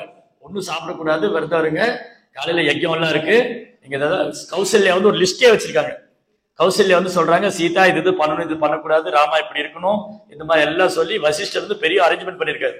பட்டாபிஷேகம்னா பெரிய ப்ரோக்ராம் இல்லையா? அது யாகம் பண்ணணும், பூஜை செய்யணும், தானம் கொடுக்கணும், விரதம் இருக்கணும். அடுத்த நாளுக்கு ப்ரோக்ராம் ரெடியானா அடுத்த நாள் காலையில என்ன மெசேஜ், நீ காட்டுக்கு போகணும். நம்மளா இருந்தா என்ன பண்ணுவோம்? கையை தூக்கி அயோத்தியை விட்டு வெளியில வீசிருப்போம். கையை தூக்கி அப்படியே பக்கத்துல வச்சு தூக்கி போட்டுருவாங்களா அந்த பக்கம். ராமர் என்ன பண்ணாங்க, அவர் முகத்துல எந்த ஒரு சிம்டம் இல்லை, அப்படி கூலா ஹாப்பியா, ஓகே அப்பாவுடைய டிசைன் நான் போறேன், என்ன இருக்கு அப்படின்னு. இந்த காலத்துல போவாங்களா? அன்னைக்கு ராமர் அரியாசனத்தை விட்டு போறாரு. இந்த உலகத்துக்கே சக்கரவர்த்தி, அயோத்தியா வேர்ல்டு கேபிட்டல், உலகத்துக்கே தலைநகரமா இருந்து அயோத்தியாவின் அரியாசனத்தை விட்டுட்டு காட்டுக்கு போறேன்னு. இன்னைக்கு சோப்பு டாப்பா மாதிரி ஒரு வீட்டை விட்டு போக மாட்டாங்க. போவாங்க சொல்லுங்க பாக்கலாம். இந்த வீட்டை விட்டுட்டு போயிருங்க, போவாங்க. எப்படியாவது இறந்து போகும்போது அப்படி தூக்கிட்டு, ஹனுமான் சஞ்சீவ மலை தூக்குற மாதிரி தூக்கிட்டு போலாமான்னு தான் பார்ப்பாங்க இல்லையா? அந்த சக்தி மட்டும் பகவான் கொடுத்துருந்தாரு வச்சுக்கோங்க. ஒருத்தர் இறந்து போகும்போது எல்லாருக்கும் அனுமானாலும் பலம் இருக்கு, உங்க வீடு நீங்களே பேர்த்து எடுத்துட்டு போய்க்கலாம் அப்படின்னா போகும்போது தூக்கிட்டு போயிடுவான். கையில வச்சு அப்படியே தூக்கிட்டு போயிடுவான். அவ்வளவு அட்டாச்மெண்ட் நமக்கு. ராமருக்கு துளி கூட அட்டாச்மெண்ட் கிடையாது. ராமருக்கு அவ்வளவு இது. தசரதர் ராமர் முன்னாடி சொல்ல முடியாம ரொம்ப சங்கடத்துல இருக்காரு. அவர் தரையில கதறி அழறாரு, ராமா ராமா ராமான்னு அழுதுட்டு இருக்காரு. கைகை அப்படி போல்டா சொல்றா, நீ காட்டுக்கு போனேன் என் பையன் பரதன் ராஜ், இவ்வளவுதானே, இது அப்பாவே என்று சொல்லியிருக்கலாமே, I am ready to go that, நான் போக தயாரா இருக்கேன். கைகை நினைச்சா ராமர் சண்டை பிடிப்பாருன்னு நினைச்சா வேலையில்லாம போச்சு. நம்மளா இருந்தோம் ஒரு சண்டை பிடிச்சி ஒரு வழியாக்கி, தசரதர் ஏற்கனவே அவர் உயிர் ஊசலாடிட்டு இருக்கு, நம்ம கொண்டே போடுவார், ஒரு வழி ஆக்கிடுவார். இந்த மாதிரி ராம அவர் மனது தெளிந்த நீரோடை மாதிரி எந்த டிஸ்டர்பன்ஸ் ஆகல. அவருக்கு ராஜ்யத்துக்கு உரிமை கொண்டாடுறது. ஆக்சுவலி ராமர் உரிமை கொண்டாடுறது, என்னுடைய என்ன அதான் மூத்த பையன், எனக்கு எல்லாத்துலயும் ரைட்ஸ் இருக்கு, ராஜ்யத்தை நாயே விட்டு கொடுக்கணும் இல்லையா? ராமர் அப்பாவுடைய விருப்பாதுன்னு அப்படியே ஆகட்டும். அவர் வாக்கு கொடுத்திருக்காரா, அதை நிறைவேற்ற வேண்டியது என் கடமை. ஒரு செகண்ட் ஒண்ணு யோசிக்காம அவர் பாடு அப்படி காம போறாரு. இந்த 4 விதமான மைண்டு. ஸோ க்ரூக்கட் மைண்ட்ல உள்ளவங்க இந்த மாதிரி யோசிச்சுக்கிட்டே இருப்பாங்க. அடுத்தவங்களை ஏமாத்தலாமா, அடுத்தவங்களை என்ன பண்ணலாம். பலவீனமா இருக்கிறவங்க அடுத்தவங்க சொல்றதை நம்பிடுவாங்க. ஓ அப்படியா, எனக்கு தெரியவே இல்லையே, இவ்வளவு இதை பத்தி நான் யோசிக்கவே இல்லையே, நீ சொல்லிதான் எனக்கு தெரியுதே அப்படி சொல்லிடுவாங்க. பலவீனமா இருக்கிறவங்க ஐயோ எனக்கு இப்படி ஆகி போச்சே, நான் என்ன செய்வேன்? சோ நம்ம என்ன கத்துக்கணும்? ராமாயணத்திலிருந்து ராமர் மாதிரி மனது படிச்சுக்கணும். அதனாலதான் நம்ம ஏன் ராமநாமத்தை சொல்றோம்? பகவான் நாமத்தை உச்சரிக்கும் போது அத்தகு மனோபாவம் ஏற்படும்.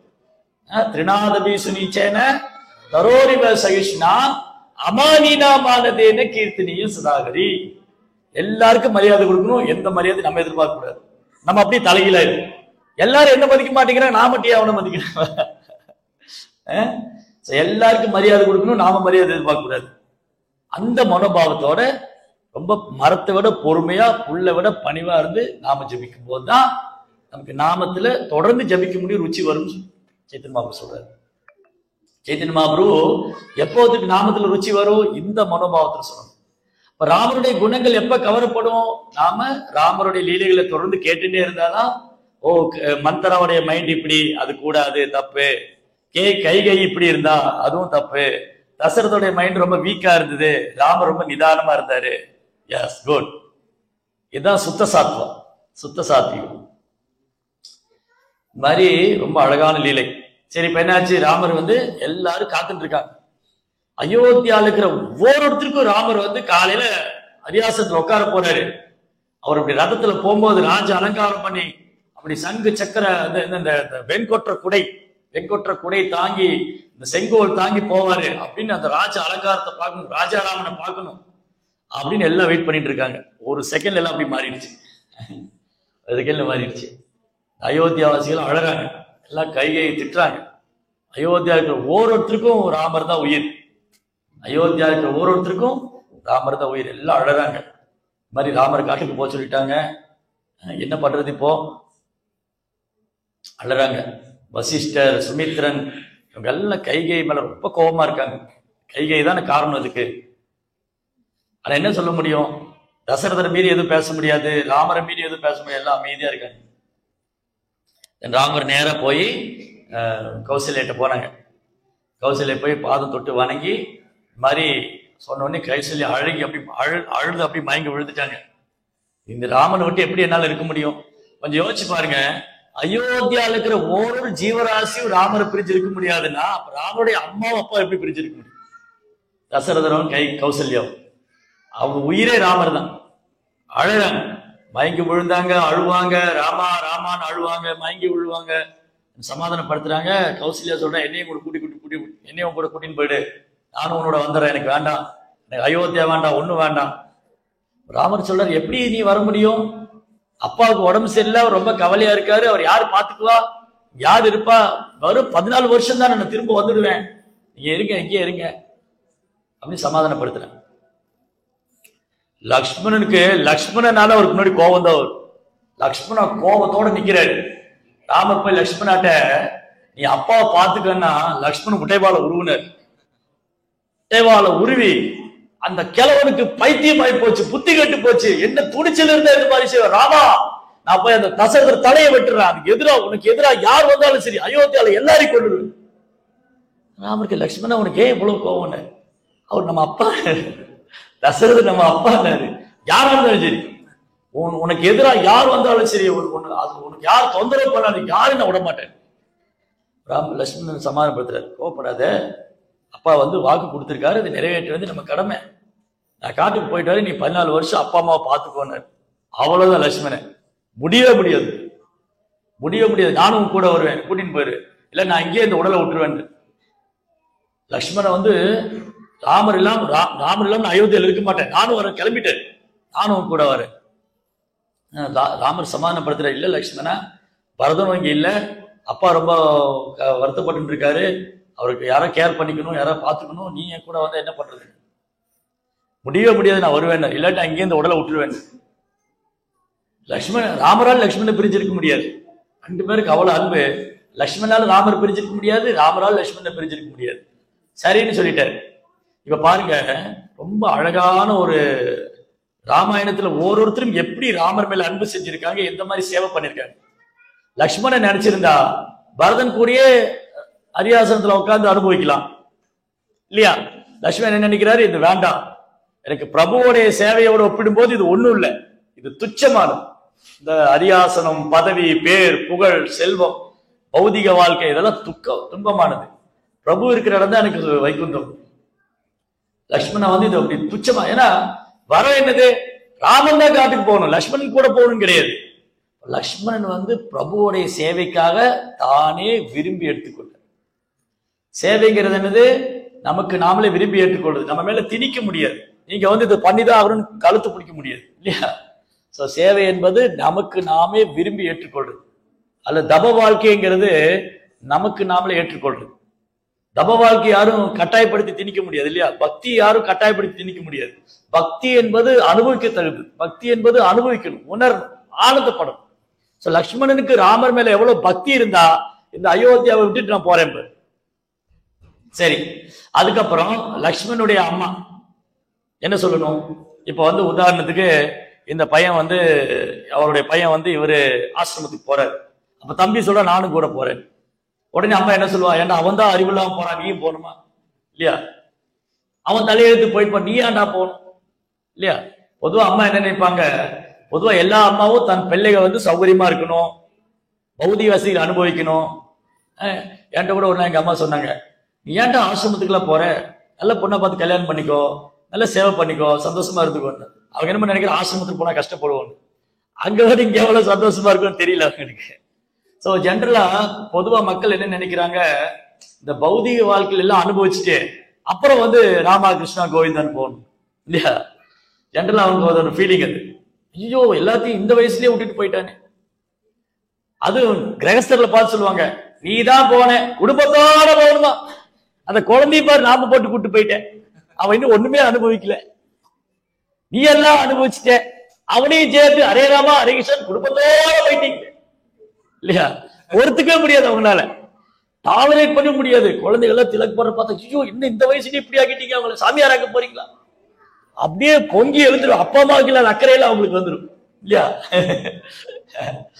அது மாதிரி சுமித்ரா என்ன பண்ணாங்க, சுமித்ரா போய் லட்சுமணன் வந்து பிளஸ் பண்ணுங்க, போய் நமஸ்காரம் பண்ணி, அம்மா இந்த மாதிரி நான் ராமர் கூட போறேன். அப்ப சுமித்ரா எப்படி சொல்லலையே, உனக்கு கேட்டா தலையெழுத்தாடா, ராமன் காட்டுக்கு போனா போட்டுனா நீ ஏன்டா போற? நோ, சுமித்ரா சொன்னாங்க, லக்ஷ்மணா ராமன் எங்க இருக்கிறவனோ அந்த அயோத்தியா, ராமன் இருக்கிற இடம் அயோத்தியா, ராமன் தான் தசரதன், சீதைதா சுமித்ரா, நீ அவங்களுக்கு கண்ணை மூடிட்டு சேவை பண்ணணும். திரும்பி பார்க்க இந்த பக்கம் வந்துறாரு, அவங்களுக்கு சேவை பண்ணிட்டு இருக்கு. அப்படி ஒரு மதர் அவங்க அம்மா சுமித்ரா. அப்புறம் ஊர்மிளா, ஊர்மிளா யாரு, லட்சுமணோட வைஃப். அவங்க என்ன பண்ணாங்க, அவங்க லட்சுமணன் கூட வரலையே, சீதா தான் ராமர் கூட வனவாசம். ஊர்மிளா வந்தாங்க லட்சுமணன் கூட, ஏன் ஊர்மிளா வரல? இல்ல, ஊர்மிளா ஏன் லட்சுமணன் கூட வரல இல்லையா? கணவர் எங்க இருக்கிறாமோ அங்கதான் மனைவி இருக்கணும். ராமர் காட்டுக்கு போனா சீதை கூட வந்தாங்க, லட்சுமணன் காட்டுக்கு போது ஊர்மிளை கூட வரணும்ல, ஏன் வரல? ஊர்மிளா ஒருவேளை லட்சுமணன் கூட வந்தா லட்சுமணன் ராமருக்கு சேவை பண்ணிட்டு இருப்பாரா, மனைவியை பாதுகாக்கணும்னு நினைப்பார். அப்போ என் கணவனுடைய சேவைக்கு நான் இடையூறா இருக்க கூடாது, என் பிரபு போய் ராமருக்கு நல்லா சேவை பண்ணிட்டு வரட்டும், ஒரு வர வரைக்கும் நான் இங்க வெயிட் பண்ணிட்டு இருக்கேன். இதுதான் பேக்ரவுண்ட் சர்வீஸ். ஃப்ரண்ட்ல வரவே இல்லை, வந்து என்ன போட்டோ எடுத்துக்க நான் தான் முன்னாடினோம். ஊர்மிளா பத்தி நிறைய பேருக்கு, ஊர்மிளாவோட பேரே நிறைய பேருக்கு தெரியாது. ராமாயணத்துல நிறைய பேருக்கு ஊர்மிளால இருந்ததே தெரியாது.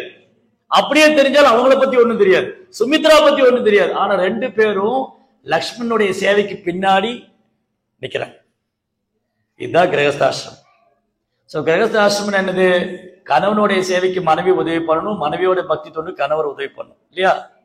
சோ லக்ஷ்மணா வந்து பிரபுவோடைய சேவைக்காக போறாரு, என்னுடைய பிரபு வந்து ராமருடைய சேவைக்காக போறாரு, அவருக்கு நான் இடைஞ்சலா இருக்க மாட்டேன், சேவை பண்ணிட்டு வரும், நான் வெயிட் பண்ணிட்டு இருக்கேன். நீங்க காட்டுக்கு போறீங்களா, சரி போயிட்டு வாங்க, நான் கொஞ்ச நேரம் எங்க அப்பா வீட்டுல போய் இருந்துட்டு வரேன். நோ இல்லையா? சீதா அப்படியே சொன்னாங்க, ஓ பிரபு நீங்க காட்டுக்கு போக உங்க தலையெழுத்து, என்ன விட்டுருக்கு, நான் மிதிலையில போய் ராஜபோகெல்லாம் சாப்பிட்டு பட்டு மேத்தையெல்லாம் படுத்து அப்படியே சௌகரியமா இருந்துட்டு வரேன். நோ. அடுத்து சீதா, சீதாதேவி என்ன நினைக்கிறாங்க, பிரபு எங்க இருக்காரோ அதான் எனக்கு அயோத்தியா, எனக்கு இந்த ராஜபோக வாழ்க்கை வேண்டாம், அரியாசனம் ஒண்ணும் வேண்டாம், நான் பிரபு கூடயே வருவேன். ராமர் சொல்றாரு, சீதா நீ வந்து காட்டுக்கு போனதே இல்லை, உன் தாமரை பாதம் காட்டுல பட்டதே இல்லை. அங்க முற்கள் இருக்கும், கற்கள் இருக்கும், உனக்கு நடக்க முடியாது. அங்க கொடூரமான மிருகங்களா இருக்கும், உன்னால தாங்க முடியாது. சீதை சொன்ன, எதுவானாலும் பரவாயில்ல, வாழ்வோ சாவோ அது உங்களோட தான், நான் வருவேன். இல்ல இல்ல நீ கொஞ்ச நேரம் இரு, நான் வந்துருவேன்னா. அப்ப சீதா சொன்னாங்க, உங்க அம்மாட்ட என்ன சொன்னீங்க? அப்பா கூட தான் இருக்கணும், அதான் தர்மம். நீங்க என்ன மட்டும் ஏன் நீங்க இங்க இருக்க சொல்றீங்க? ஆனா சீதையை பிரிச்சு ராமலால் இருக்க முடியாது. அப்போ சீதை ஆகட்டும், லக்ஷ்மணன் ஆகட்டும், அவங்களுக்கு ஒரே இருப்பிடம் வந்து ராமருடைய தாமரை திருப்பாதம். ராமரை விட்டு ஒரு செகண்ட் அவங்களால விலகி இருக்க முடியாது. அப்போ லக்ஷ்மணனுடைய சர்வீஸ்க்கு பின்னாடி ஊர்மிளாவும் சுமித்ராவும் இருக்காங்க. அவங்க ஃப்ரெண்ட்ல வரவே இல்லையே. நம்ம எப்போ லக்ஷ்மணனை புகழ்றோம், ஓ லக்ஷ்மணன் மாதிரி யாரு சேவை பண்ண முடியும்? இரவு பகலா தூங்காம சாப்பிடாம, ஒரு ஏகாதசி சாப்பிடாம இருந்தா பெரிய அவார்டு கொடுக்கலாம் நமக்கு இல்லையா? ஒரு ஏகாதசி வந்து சாப்பிடாம, நிர்ஜல ஏகாதசி படாத பாடு கொடுக்கும். மற்ற ஏகாதசி போறோம், ஏகாதசி பீஸா, ஏகாதசி கேக்கு, ஏகாதசி ரொட்டி, ஏகாதசி இட்லி, ஏகாதசி கிழங்கு, ஏகாதசி பூரி, ஏகாதசி அல்வா. ஏன் கேக்குறீங்க? யாரா வந்து பார்த்தீங்க உண்மையிலுமே விரதம் இருக்காங்களா? விருது சாப்பிடுறாங்க. ஏகாதசி விருது சாப்பிட்டு ஒன்னே விட்டு வைக்க மாட்டோம். அப்போ அது என்ன சொல்லியிருக்காங்க? ஏகாதசிக்கு தானியம் தானே சாப்பிடக்கூடாது, தானியம் சாப்பிடக்கூடாது, பீன்ஸ் வகை காய்கறி சாப்பிடக்கூடாது, அவ்வளவுதானே. விட்டுங்க, நாங்க பாத்துக்கிறோம். அந்த ரெண்டு இல்லாம 64 வகை ஐட்டம் சப்பன் புக் பண்ணிருக்காங்க, பீஸ்டி ஆக்கிடுவாங்க. ஆனா லக்ஷ்மணா வந்து ஒரு நாள் லக்ஷ்மணா வந்து சாப்பிட்டது, கண்ணு மூணு தூங்கவே இல்லை. நம்ம ஒரு நாள் தூங்காம சாப்பிடாம இருந்தா 108. எங்க ஊர்ல 108 இருக்கு ஆம்புலன்ஸ் நம்பர் 108. இங்க என்ன நம்பர் ஆம்புலன்ஸ்க்கு? 999 999 போன் அடிக்க வேண்டியதுதான். ஒரு நாள் சாப்பிடாம இருந்தது. லக்ஷ்மணா வந்து 24 hours சர்வீஸ் பண்ணிட்டு இருந்தார், தூங்காம சாப்பிடாம. ராமர் தரையில படுத்து ஒரு அழுவார் லக்ஷ்மணன். அயோத்தியால அரியாசனத்துல உட்கார வேண்டியவரு, பட்டு மெத்தையில படுத்து தூங்க வேண்டியவரு, பல ரசங்களை பருக வேண்டியவரு, ராஜபோக உணவை சாப்பிட வேண்டியவரு. இவருக்கு சேவை பண்ண ஆயிரக்கணக்கான கோடிக்கணக்கான பேர் காத்திருக்காங்க, இவர் தரையில படுத்து தூங்கிட்டு இருக்காரு. அழற லக்ஷ்மணா அப்படி. லக்ஷ்மணா வந்து அப்படி சர்வீஸ் பண்ணார். ராமருடைய நிழலா இருந்தவருக்கு வந்து எப்பவுமே கூட நின்று அப்படி சேவை பண்றாரு. அவங்களுக்கு பின்னாடி இவரு எங்க சுமித்ராவும் ஊர்மிளாவும் ஃப்ரண்ட்ல வரவே இல்லை. அவங்க அயோத்தியால இருந்துட்டே என் கணவரை என் மகன் நல்லா சர்வீஸ் பண்ணட்டும், பிரபுக்கு சேவை பண்ணட்டும், சப்போர்ட்டிவா இருக்கு. சரி, அடுத்தது சீதாதேவி அதே மாதிரிதான். அவங்களுக்கு அந்த ட்ரெஸ் எல்லாம் போட்டு பழக்கமே இல்லை. இந்த மரபுரு தரிச்சு அந்த தலைமுடியெல்லாம் ஜடையெல்லாம் கட்டி பழக்கமே இல்லை. ராமரே எல்லாம் பண்ணி விடுவார். சீதைக்கு மரபுரு போட்டு விட்டு, அந்த ஜடை முடி இந்த மரத்தோட பால் எல்லாம் தடவி விட்டு, அது ஜடையை போட்டு விட்டு 3 பேர் காட்டுக்கு போவாங்க. அயோத்தியா மக்கள் அழறாங்க. ராமர் ரதம் எடுத்து போகும்போது சுமித்ரன் இந்த ரதம் ஓட்டுறார். ராமர், சீதா, லக்ஷ்மணன் 3 பேர் உட்கார்ந்துருக்காங்க. ரதம் போகுது. தசரதர் பின்னாடி ஓடி வர்றாரு. ராமா ராமா ராமா அப்படி அழுதுண்டே ஓடி வர்றாரு. ராமர் சொல்றாரு, போ நிறுத்தாத, போ சுமித்ரா, போக நிறுத்தாதீங்க. தசரதர் ஓடி வந்து ஓட முடியாது, அப்படி கீழே விழுந்துட்டார். கீழே விழுந்து அழறாரு, ராமா ராமா ராமான்னு அழறாரு தசரதர். ஒட்டுமொத்த அயோத்தியாவாசி அழறாங்க. அயோத்தியாவே சூன்யமாயிடுச்சு ராமர் வெளியே போகும்போது. இந்த மாதாஜிகள்லாம் சொல்லிட்டாங்க, ராமர் இல்லாம திரும்ப வந்துடாதீங்கன்னு. ரசகனமே கிடையாது, ஓடி போயிருங்கலாம். எல்லாம் போயிட்டு ராமரோட தான் வரணும். எல்லா ஆண்களும் வண்டி ரதம் பின்னாடி ஓடுறாங்க. மாதாஜிகள்லாம் சொல்லிட்டாங்க, ராமர் இல்லாம திரும்ப வந்துடாதீங்க, நோ ப்ராப்ளம், வீட்டுல அடுப்பே பத்த வைக்க மாட்டோம். பின்னாடி ஓடுறாங்க. ஓடி வந்து களைச்சு போய் சரையு நதிக்கரை வந்தது. அன்னைக்கு பொழுது சாஞ்சுது. ராமர் ரதத்தை நிப்பாட்டினார். இவங்களாம் ஓடி வந்த டயர்ட்ல அங்கேயே படுத்திருக்காங்க. காலையில பொழுது விடிஞ்சோன்னு ராமர் மனசு மாறி கூட்டிட்டு போயிடலாம் அப்படின்னு பாருங்க. அயோத்தியால இருக்கிற ஓரொரு அயோத்தியா மக்களுக்கும் ராமர் தான் உயிர். ராமர் இல்லாம திரும்ப வரக்கூடாதுன்னு முடிவு பண்ணிருக்காங்க. ராமர் எப்படி போனாரு? இவங்களை ஏமாத்திட்டு தான் போனாரு. காலையில பொழுது விடியறதுக்கு முன்னாடி ராமர் எந்திரிச்சாரு. சுமித்திரனை கூப்பிடுறாரு. எல்லாம் ஓடி வந்த களைப்புல அசந்து தூங்கிட்டு இருக்காங்க. நீ ரதத்தை எடுத்து ஓட்டு, எந்த திசையில ரதம் போச்சுன்னே தெரியக்கூடாது. ஓரோ திசையில ரதத்தை ஓட்டி இவங்களை கன்ஃபியூஸ் பண்ணி விட்டாரு. ரதம் எந்த திசையில போச்சுன்னு தெரியாம போயிட்டு இருக்கு. காலை எந்திரிச்சு அழறாங்க. ராமர் ஏமாத்திட்டு போயிட்டாரு, விட்டுட்டு போயிட்டாரு. இல்ல அழுது ஏமாற்றத்தோட திரும்ப வராங்க. எல்லா வீட்டுல அழுதுன்னு இருக்காங்க. ராமர் இப்படி விட்டுட்டு போயிட்டாரு. அயோத்தியாவே சூரிய அஸ்தமனமான மாதிரி ஆயிடுச்சு. அயோத்தியாவே சூரியன் அஸ்தமனம் ஆன மாதிரி ஆயிடுச்சு. அழறாங்க. இப்படி ராமரை நினைச்சு நினைச்சு இவர் அழுதுட்டே இருக்காரு தசரதர். அழுது அழுது அழுது அப்படியே ராமருடைய பிரிவு தாங்காம அப்படியே உடலை விட்டார்.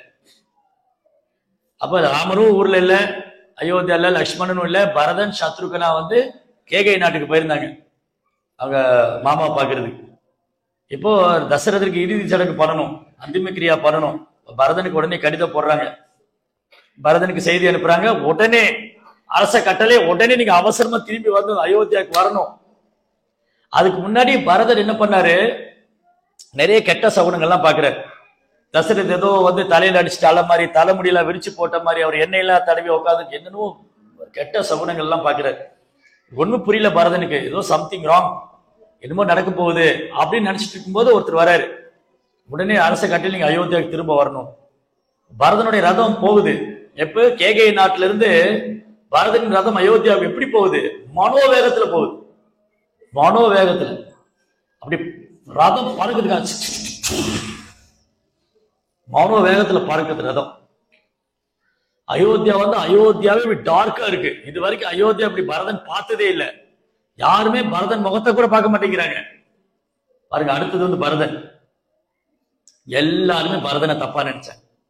பரதன் இதுக்கு காரணம், ராமர் காட்டுக்கு போகணும், ராஜ்யத்தை எடுத்துக்கணும், இவன் வந்து இந்த பரதன் வந்து அரியாசனத்துல உட்காரணும்னு அவங்க அம்மா கூட சேர்ந்துட்டு ராமர் காட்டுக்கு அனுப்பிச்சிட்டான்னு எல்லாரும், அயோத்தியா மக்கள், கௌசல்யா, சுமித்ரன், வசிஷ்டர், குகன், பாரத்வாஜா, பரதன் யார்கிட்டலாம் பேசுறாங்களோ எல்லாருமே பரதனை குறைச்சு, நீதான் காரணம், அம்மாதான் காரணம். எப்படி இருக்கும்? நீங்க ஒரு தப்பு பண்ணவே இல்லை, நீதான் பண்ணேன்னு சொன்ன எப்படி இருக்கும்? இந்த காலத்துல தப்பு பண்ணிட்டு நீதே பண்ணேன்னு சொல்லல ஒத்துக்க மாட்டான். ஏப்பா நீ தானே தப்பு பண்ணனா, யாரு சொன்ன அவனுக்கு சண்டைக்கு வந்துடும். அப்ப பண்ண தப்பே மறைக்கிற நம்ம பண்ணாத தப்ப ஒத்துக்குவோமா? ஆனா பரதனுக்கு இதுல எந்த சம்பந்தம் கிடையாது. ஆனா எல்லாரும் பரதனை தப்பா நினைச்சாங்க. இப்ப பாருங்க பரதனுடைய பக்தி என்ன, இல்ல லட்சுமணனுடைய பக்தி என்னது, ராமர் கூட காட்டுக்கு போனாரு. சீதாவோட பக்தி என்னது, ராமர் கூட போனாரு. இப்ப பரதனுடைய பக்தி என்னது, பரதன் வந்து திரும்பி வர்றாரு. அயோத்தியாவே சூன்யமா இருக்கு, அயோத்தியால வெளிச்சமே இல்லை, இருள் சூழ்ந்து இருக்கு, மரங்கள்லாம் பட்டு போயிருக்கு, தெருக்கெல்லாம் அலங்காரம் பண்ணல, கோலம் போடல, எல்லாம் அப்படியே வந்து ஏதோ ஒரு பாலடைஞ்ச ஊருக்குள்ள போற மாதிரி இருக்கு. பாக்குறாரு அயோத்தியா இப்படி பரதன் பார்த்ததே இல்லை. அரண்மனைக்குள்ள போனா யாருமே ஒரு வரவேற்க வர மாட்டேங்கிறாங்க, சேவகர்களோ அமைச்சர்களோ யாருமே காணோம். இவர் நேரா போறாரு, தசரதர் எங்க இருக்காரு, ராமர் எங்க, யாருமே பார்க்க முடியல. நேரா கைகையோட அந்தபுரத்துக்கு போனாரு. தன் மகனை பார்த்தோன்னே கைகைக்கு அப்படி சந்தோஷம், பரதா வந்துட்டியா, அப்படி சந்தோஷம் அவனுக்கு. எங்க, ஏன் என்ன யாரும் வரவேற்க வரல, அமைச்சர்கள் எங்க, மந்திரிகள் எங்க, அப்பா எங்க போனாரு, என்ன பண்றாங்க, ராமன் எங்க? கையை சொன்னா, பரதா நீ இல்லாத நேரத்தில் இங்க பெரும் சூழ்ச்சி நடந்தது, நீ இல்லாம அவசர அவசரமா உனக்கு ராமனுக்கு பட்டாபிஷேகம் முடிவு பண்ணிட்டாங்க, நான் விடல, அதுக்கு அனுமதிக்கல, நான் வந்து என் மகன் பரதன் தான் நாடாள வேண்டும், ராமன் காட்டுக்கு போகணும். கேட்டோடனே பரதன் அப்படியே மயங்கி விழுந்தது, கண்ணெல்லாம் கண்ணீர். ராமையன் காட்டுக்கு போகணும், நான் ஏன் நாடாள, இது நடக்க ஒருபோது நடக்காது, இது நான் அனுமதிக்கவே மாட்டேன். பரதன் அழற. சரி அப்பா எங்கன்னா, அப்பதான் சொல்றாங்க இதெல்லாம் அப்பா வந்து இறந்து போயிட்டாரு, துக்கம் தாங்காம இறந்து போயிட்டாரு, அவ்வளவுதான். திரும்பி மயங்கி விழுந்தார். அப்பாவை நினைச்சே பரதன் அழுது அழுது மயங்கி விழுந்தார். திரும்பி எழுந்திருப்பாரு, ராமரை நினைப்பாரு, அழுது மயங்கி விழுவார். இந்த கைகை பார்க்க பரதனுக்கு அப்படி கோபம் வருது. அந்த ஆழ்வார்களுடைய பாடல் இருக்கு, தாயினும் ஆயினை செய்யும் நான் கண்டு கொண்டே நாராயண என நாமம், பெற்ற தாய் கூட எதிரி ஆயிடுவாங்க, யாரும் ஒத்துக்க மாட்டாங்க. அது எப்படிங்க, பெற்ற தாய் எப்படி எதிரி ஆயிட்டாங்களே இல்லையா? பெற்ற தாய், ஒரு குழந்தையை பெற்ற தாய் எதிரி ஆவாங்களா? யாரும் ஒத்துக்க மாட்டாங்க, ஆனா ஆயிருக்காங்க, எவிடன்ஸ் இருக்கு. பாருங்க ராமாயணத்துல பரதனுக்கு நல்லது பண்றதா நினைச்சு பரதனுக்கு பெரும் கெடுதலை பண்ணிட்டார். என்ன பண்ணாங்க, பரதனை அரியாசனத்துல உட்கார வைக்கிறதுக்கு நல்லது பண்றதா நினைச்சு கைகை என்ன பண்ணிட்டாங்க, ராமரை பரதன் பிரிச்சுட்டாங்க. ராமரை வந்து பரதனுக்கு பிரிச்சு, இது பெரிய பரதனுக்கு தாங்க முடியாத வேதனை, அழுற. அதனால நம்ம பெற்ற அம்மா எதிரி ஆயிடலாம், அப்பா எதிரி ஆயிடுவாரு. அப்பா யாருக்கு எதிரியானாரு, அப்பா யாருக்கு எதிரியானாரு? பிரகலாதோட அப்பா ஹிரண்யகசிபு, அப்பாவே பையனுக்கு எதிரி ஆயிட்டாரு. டேய் பிரகலாதா, ஹரிநாமத்தை சொன்ன கொண்டு வருவா, ஹரிநாமத்தை ராமனுக்கு சொல்லவே அப்பவே எதிரி ஆயிட்டாரு. இங்க அம்மாவே எதிரி ஆயிட்டாங்க. பகவானுடைய பக்திக்கு அம்மாவே எதிரி ஆயிட்டாங்க. அப்போ நம்ம பெற்ற தந்தை நமக்கு எதிரி ஆயிடலாம், தாய் நமக்கு எதிரி ஆயிடலாம், நண்பர்கள் எதிரி, அப்பா அம்மாவே எதிரி ஆயிடும் போது நண்பர் உறவினை பத்தி சொல்றதுக்கு ஒண்ணும் இல்லை. அப்படி இருக்கும்போது நாராயணனுடைய நாமம், பகவான் நாமம் எனக்கு எப்பவுமே கெடுதல் பண்ணாது. பகவான் நாமம் எப்பவுமே நமக்கு கெடுதலே செய்யாது. जय श्री राम नाम की, जय श्री रामचंद्र प्रभु की, जय श्री राम. அப்படி பரதன் அழறாரு. அப்ப வந்து சத்ருகன வராரு. என்ன பண்ணாரு? மந்திரையுடைய முடியை பிடிச்சு இழுத்துட்டு வர்றாரு. இந்த கூனி இருக்கால மந்திரவுடைய தலைமுடியை பிடிச்சு அப்படி இழுத்துட்டு வர தர தர தர தர இழுத்துட்டு வர்றாரு. பரதா இப்ப சொல்லி தலையை வெட்டிடுறாங்க, இவதான் எல்லாத்துக்கும் காரணம். இவ அந்த அம்மா கைகை 2 பேரும் சேர்ந்துதான் ராமனை காட்டுக்கு அமிச்சது. அப்போடைய சாவுக்கு இவங்கதான் காரணம். தலையை சீவிடுறாங்க, உடைவாள உருவிட்டா சத்ருகன். 2 பேரும் தலை சீவிடுவாங்க, இளநீ சீவர மாதிரி சீவிடுவாங்க. அப்போ பரதன் சொன்னார், இல்ல சத்ருகனா, இது ஒருபோதும் ராமர் அனுமதிக்க மாட்டார். ராமர் ஒருபோதும் பெண்களை தண்டிக்கிறதோ கொல்றதோ அனுமதிக்க மாட்டாரு. அதனால இவங்களை கொல்லக்கூடாது, தண்டிக்க கூடாது. ஆனா இவங்களுடைய திட்டத்தை நம்ம உடன்பட போறதே இல்லை. என்ன ஆனாலும் சரி, நான் ராமன் இல்லாம திரும்ப வரமாட்டேன். நான் அயோத்தியா இங்கிருந்து போறேன், நான் ஜனஸ்தானத்துக்கு போய் ராமரை கூட்டிட்டு வரமாட்டேன். நேர பரதன் என்ன பண்றாரு? கைகையிட்ட பேசிட்டு, உன்னுடைய திட்டம் ஒருவேளை நிறைவேறாது, உன் திட்டம் வந்து ஒருபோது நிறைவேறாது. நான் காட்டுக்கு போவேன், ராமர் அழைச்சிட்டு வரதான் போறேன். ராமர் தான் அரியாசனத்துல உட்கார போறாரு. நேர கௌசல்யோட அந்தப்புறத்துக்கு போனாரு. கௌசல்யா அழுதுட்டே இருக்காங்க. கணவர் இறந்து போயிட்டாரு, ராமனும் காட்டுக்கு போயிட்டாரு. பரதன் பார்த்தாங்க. பரதனை பார்த்தோன்னே கௌசல்யா சொல்ற, பரதா சந்தோஷமே போனக்கு, நீயே ராஜ்யத்தை வச்சுக்கோ, ஒரு பிரச்சனை இல்லை, என்னை கொண்டு காட்டுல விட்டுரு, என் பையன்கிட்ட கொண்டு உன்னை விட்டுரு, நீயே எல்லாம் அனுபவிச்சுக்கோ, என் பையனை ஏன் இப்படி பண்ணீங்க? இது பரதனை பார்த்து கேட்டா எப்படி இருக்கும்? இப்பதான் பரதன் அழுதுட்டு வந்தாரு. அப்படியே அழுது விழுந்தார். அப்படியே அழுது கண்ணீராலே கௌசல்யோட பாதத்தை கழுவிட்டார். என்ன நம்புங்க, எனக்கு இதுக்கு எந்த சம்மந்தம் இல்லை, நான் இப்படி இந்த திட்டத்துக்கு நான் உடன்படவே இல்லை, எனக்கு தெரியவே செய்யாது, என்னை இந்த தப்பா நினைக்காதீங்க. இல்ல பரதா, நீயே வச்சுக்கோ, ஒரு பிரச்சனை இல்லை, நீயே ராஜ்யத்தை வச்சுக்கோ, என்னை கொண்டு காட்டுல விட்டுரு, ராமர்கிட்ட கொண்டு விட்டுரு, என்னால இருக்க முடியல, நான் உயிரை விட்டுடும் போல இருக்கு, என்னை கொண்டு ராமர்கிட்ட விட்டுடுங்க. அழறர் பரதன். கௌசல்யாவோட பாதம் பிடிச்சு, என்ன நம்புங்க, தயவுசெய்து நம்புங்க. அப்பதான் பரதன் அழும்போதுதான் கௌசல்யாக்கு நம்பிக்கை வருது. பரதன் எவ்வளவு தூரம் ராமர் மேல அனுபவிச்சிருக்காரு. நீங்க கவலைப்படாதீங்க, நம்ம எல்லாரும் போவோம், நீங்க மட்டும் நம்ம எல்லாரும் போவோம், ராமர் வந்தா கூட்டிட்டு வரோம், இல்ல நம்மளே அங்க இருந்துக்குவோம், அயோத்தியா வேண்டாம், அரண்மனை ஒண்ணும் வேண்டாம், நம்ம ராமர் கூட அங்கே இருந்துக்கலாம், ராமர் வந்தா கூட்டிட்டு வரோம், ராமர் இல்லாம திரும்ப வர போறது இல்லை. அப்பதான் கௌசல்யாவுக்கு ரொம்ப சமாதானம் ஆச்சு. அப்ப நேரம் வசிஷ்டர்கிட்ட போனார். வசிஷ்டர் கேட்டார், என்ன பரதா ஓகேவா, அண்ணன் எப்ப போவான், என்ன எப்ப காலியாகும் இல்லையா, கிளியரா? அவர் அழறார். ஓ வசிஷ்டரே, நீங்க வந்து முனிவர், எல்லாம் அறிந்தவர், உங்களுக்கு கூடவா, நீங்களுமா என்ன தப்பா நினைக்கிறீங்க? இல்ல, வசிஷ்டர் வந்து பரதனை பரீட்சை பண்ணார். உண்மையாலுமே பரதன் எந்த அளவுக்கு ராமர் மேல அனுபவிச்சிருக்காரு. அப்படி வசிஷ்டர் பரதனை கட்டி தழுவினார். இந்த மாதிரி கூட ராமர் மேல அனுபவிச்சிருக்க முடியுமா?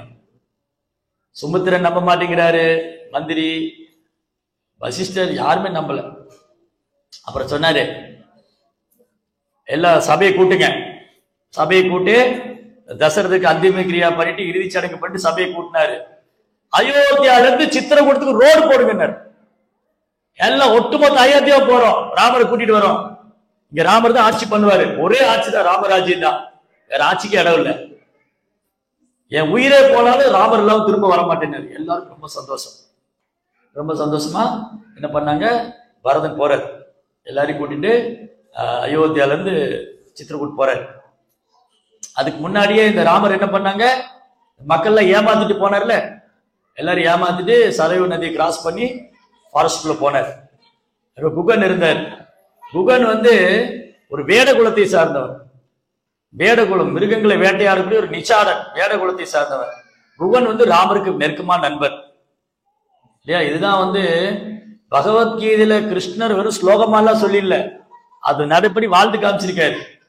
பகவத்கீதையில பகவான் என்ன சொல்றாரு, 9.32 மாங்கி பார்த்து வெப்பாசித்ய ஏபிஷு பாப்பயோனையா ஸ்திரியோ வயச ததா சூத்ரா தேபி ஆதி பராங்கதி. என்னை யார் வேணாலும் அடைக்கலம் கொள்ளலாம், பெண்கள், இலிகுலத்துல பிறந்தவங்க, வியாபாரிகள், யார் வேணா என்ன அணுகலாம், நான் அவங்களை ஏத்துக்குவேங்க. பரதன் குகன் வந்து ஒரு வேடன்.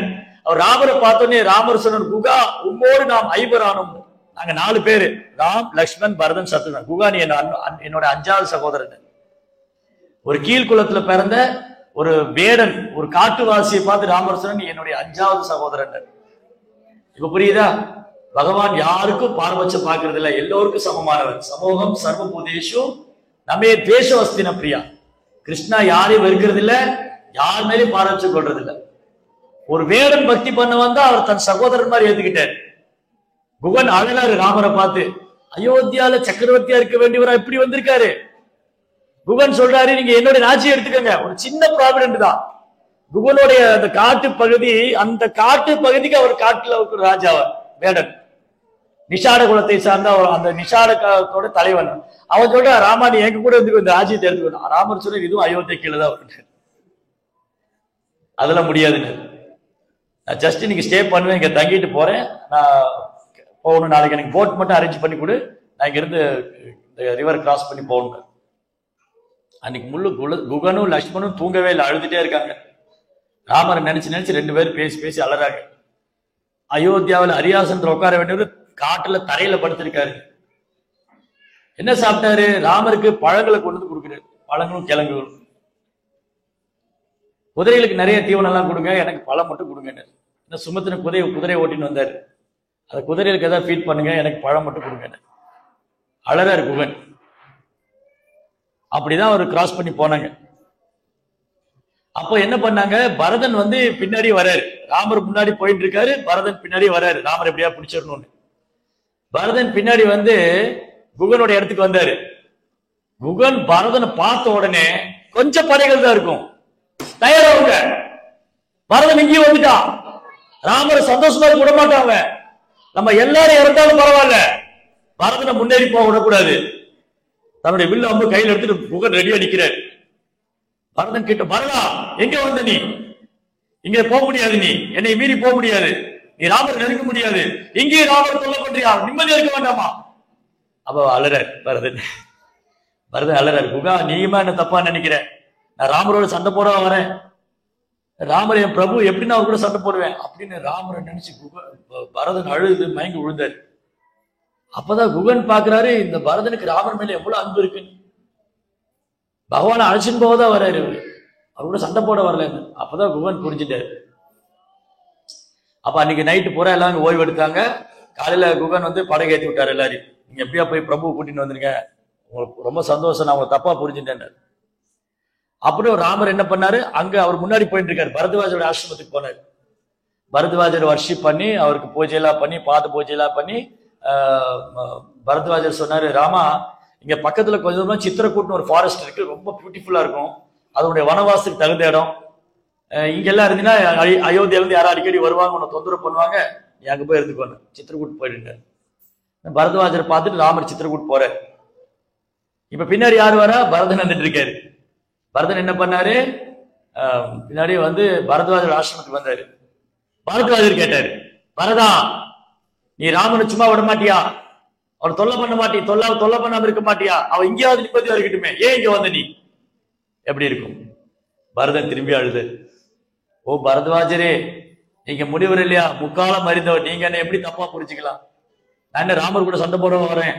ராமர் மேல என்ன பகமே? ராமர் என் பிரபு, என்னுடைய உயிர், என் ஆன்மா, அவர் என்னுடைய எஜமானன், எப்படி நான் அவரை எதிர்ப்பேன், எப்படி நான் அவரோட சண்டை போடுவேன்? என்ன நீங்க பேசுறீங்க? அழறர். அப்ப பரத்வாஜ் சொல்லுவார், இல்ல பரதா, உன்னுடைய பக்தி இந்த உலகத்துக்கு காமிக்கதான் செஞ்சேன், உன்னுடைய பக்தி இந்த உலகம் தெரிஞ்சுக்கிட்டும் பரதன் வந்து ராமன் மேல எவ்வளவு அனுபவிச்சிருக்காரு. பரத்வாஜர் என்ன பண்ணாரு, யோக சக்தி மூலமா அங்க இருக்கிற எல்லாருக்கும் பிரசாதம் கொடுக்கிறாரு.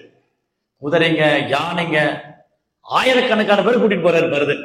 ராமரை கூட்டிட்டு வர்றதுக்கு 3-4 ரதத்துல கௌசல்யா, சுமித்ரா, கைகேயி, அப்புறம் வந்து வசிஷ்டர், அப்புறம் வந்து பரதன், ஒட்டுமொத்த அயோத்தியாவும் கிளம்பிருச்சு ராமரை கூட்டிட்டு வர்றதுக்கு. எல்லாருக்கும் பிரசாதம் கொடுத்தாரு பரத்வாஜர். கொஞ்ச தூரம் போனா சித்திரக்கூட்ல ராமர் இருப்பாரு, நீ பார்த்து கூட்டிட்டு வரல. அப்பதான் வந்து லக்ஷ்மண் என்ன பண்ணாரு, ஒரு பர்ணசாலை போட்டிருக்காரு, ராம் லக்ஷ்மண் தங்கறது, சீதாவை தங்கறதுக்கு ஒரு மூங்கிலாலே ஒரு குடிசை அமைச்சிட்டு லக்ஷ்மணன் உட்கார்ந்துருக்காரு. ராமரும் சீதை ஒரு ஒரு பாறை மேல உட்கார்ந்துருக்காங்க. லக்ஷ்மணன் பக்கத்தில் நிக்கிறார். திடீர்னு பார்த்தா ஒரு பெரும் புழுதி அடிக்குது. பார்த்தா அப்படி இந்த சூறாவளி புயல் மாதிரி புழுதி வருது. ராமர் சொல்ற, லக்ஷ்மணா யாரோ வர மாதிரி இருக்கே, அந்த மரத்து மேல ஏறி பாருங்க. லக்ஷ்மணன் கிடுகிடுன்னு மரத்து மேல ஏறினார். மரத்து மேல ஏறினா அந்த ரகுவம்சத்துடைய கொடி பறக்குது. ஒரு ரதத்திலையும் ரகுவம்சத்துடைய கொடி பறக்குது. லக்ஷ்மணன் கிடுகிடுன்னு கீழே இறங்க நேரம் உள்ள ஓடுனார். அப்ப வில்லன் எடுத்துக்கிட்டு, ராமா இங்கே பறந்து வந்துட்டான், உடனே என்ன பண்ற பாரு, அவன் தலையை துண்டிச்சிடறேன், உனக்கு எதிராக யாரும் சரி ஒட்டுமொத்த அயோத்தியாவில் எல்லாரும் கொண்டு அம்பை வெளியே தூக்கிட்டாரு. ராமர், லக்ஷ்மணா நீயுமா பரதனை சந்தேகப்படுறேன்னு, பரதன் என்கிட்ட சண்டை போட வரல, என்னை கூட்டிட்டு போக வர்றாரு. அவர் தப்பா நினைக்காத, பரதன் நம்ம கூட சண்டை போட வரல, நம்ம கூட்டிட்டு போற வர்றாரு. லக்ஷ்மணன் அமைதியா இருந்துட்டாரு. லக்ஷ்மணனுக்கு அவ்வளவுதான், ராமருடைய சேவைக்கு யாராவது எகேன்ஸ்ட்னா உடனே லக்ஷ்மணன் போகுது. அப்புறம் ரதம் கிட்ட வந்துட்டே இருந்தது. தூரத்துல இருந்து பாக்குறாரு, ராமர் ஒரு பாறை மேல உட்கார்ந்துருக்காரு, பக்கத்துல சீதாதேவி இருக்காங்க. ராமரை பார்த்த உடனே பரதன் ரதத்தை விட்டு ஓடி வர்றாரு. ரதத்துல இருந்து குதிச்சு அப்படி ஓடி வர்றாரு. ஓடி வந்து அப்படி ஜம்ப் பண்ணி ராமனுடைய தாமரை பார்த்து பிடிச்சுக்கிட்டாரு. பிரபு ராமா, ஏன் என்ன விட்டு வந்தீங்க, ஏன்? ராமருடைய ட்ரெஸ் எல்லாம் பார்த்து அழறு. பட்டு வஸ்திரம் தரித்து பீதாம்பர ஆடை உடுத்தி அரியாசன் உட்கார வேண்டிய பிரபு இந்த மாதிரி மரபூறு தரித்து இப்படியா ஒரு துறவி வேடத்திலேயே இருக்கிறது, அழற. ராமரை பாப்பர் அழுவாரு, மயங்கி விடுவார், திரும்பி வந்திருப்பாரு, அழுவார். சொல்றாரு, பிரபு வாங்க, நீங்க என் கூட வந்துருங்க, அயோத்தியா போயிடுவோம் நம்ம. ராமர் கேட்கிறாரு, ஏன் பரதா எங்க நீ வந்த, எங்க அப்பா எங்க? அப்பா போயிட்டாரு, உடலை விட்டுட்டாருன்னு. உடனே ராமர் மயங்கி விடுது. சென்டிமெண்டா இருக்கு இதெல்லாம் பார்த்தா. ஆனா இப்போ ஜன உலகத்துல யாராவது இறந்து போனா அழறோம். அது அறியாமைனால. ஆத்மாவுக்கு பிறப்பிறப்பு கிடையாது. அப்போ இருந்தா ஏன் அழணும்? ஐயோ போயிட்டியே, சொல்லாம போயிட்டியே, சொல்லியிருந்தா நானும் கூட வந்திருப்பேனே, இல்லையா? என்னமோ ஒரு கூட போற மாதிரி போக முடியாது. அது நீங்க இங்க தமிழ்நாட்டுல சென்னையில வச்சுங்களேன், சென்னையில என்ன பண்ணுவாங்கன்னா, இறந்து போயிட்டாங்கன்னா அவங்களுக்கு பாடுறதுக்கு ஒரு குரூப் இருப்பாங்க. அவங்க கூப்பிட்டீங்கன்னா அவங்க காசு கொடுத்தா ஒரு 2000 ரூபாய் பணம் கொடுத்தா அவங்க பாடிட்டு போவாங்க. நேத்து வர நல்லா இருந்தியே, இன்னைக்கு சொல்லிக்காம நீ போயிட்டியே, சொல்லி இருந்தா நானும் வந்திருப்பேன், நீ எங்க போன எனக்கு தெரியல அப்படின்னு பாடிட்டு போவாங்க.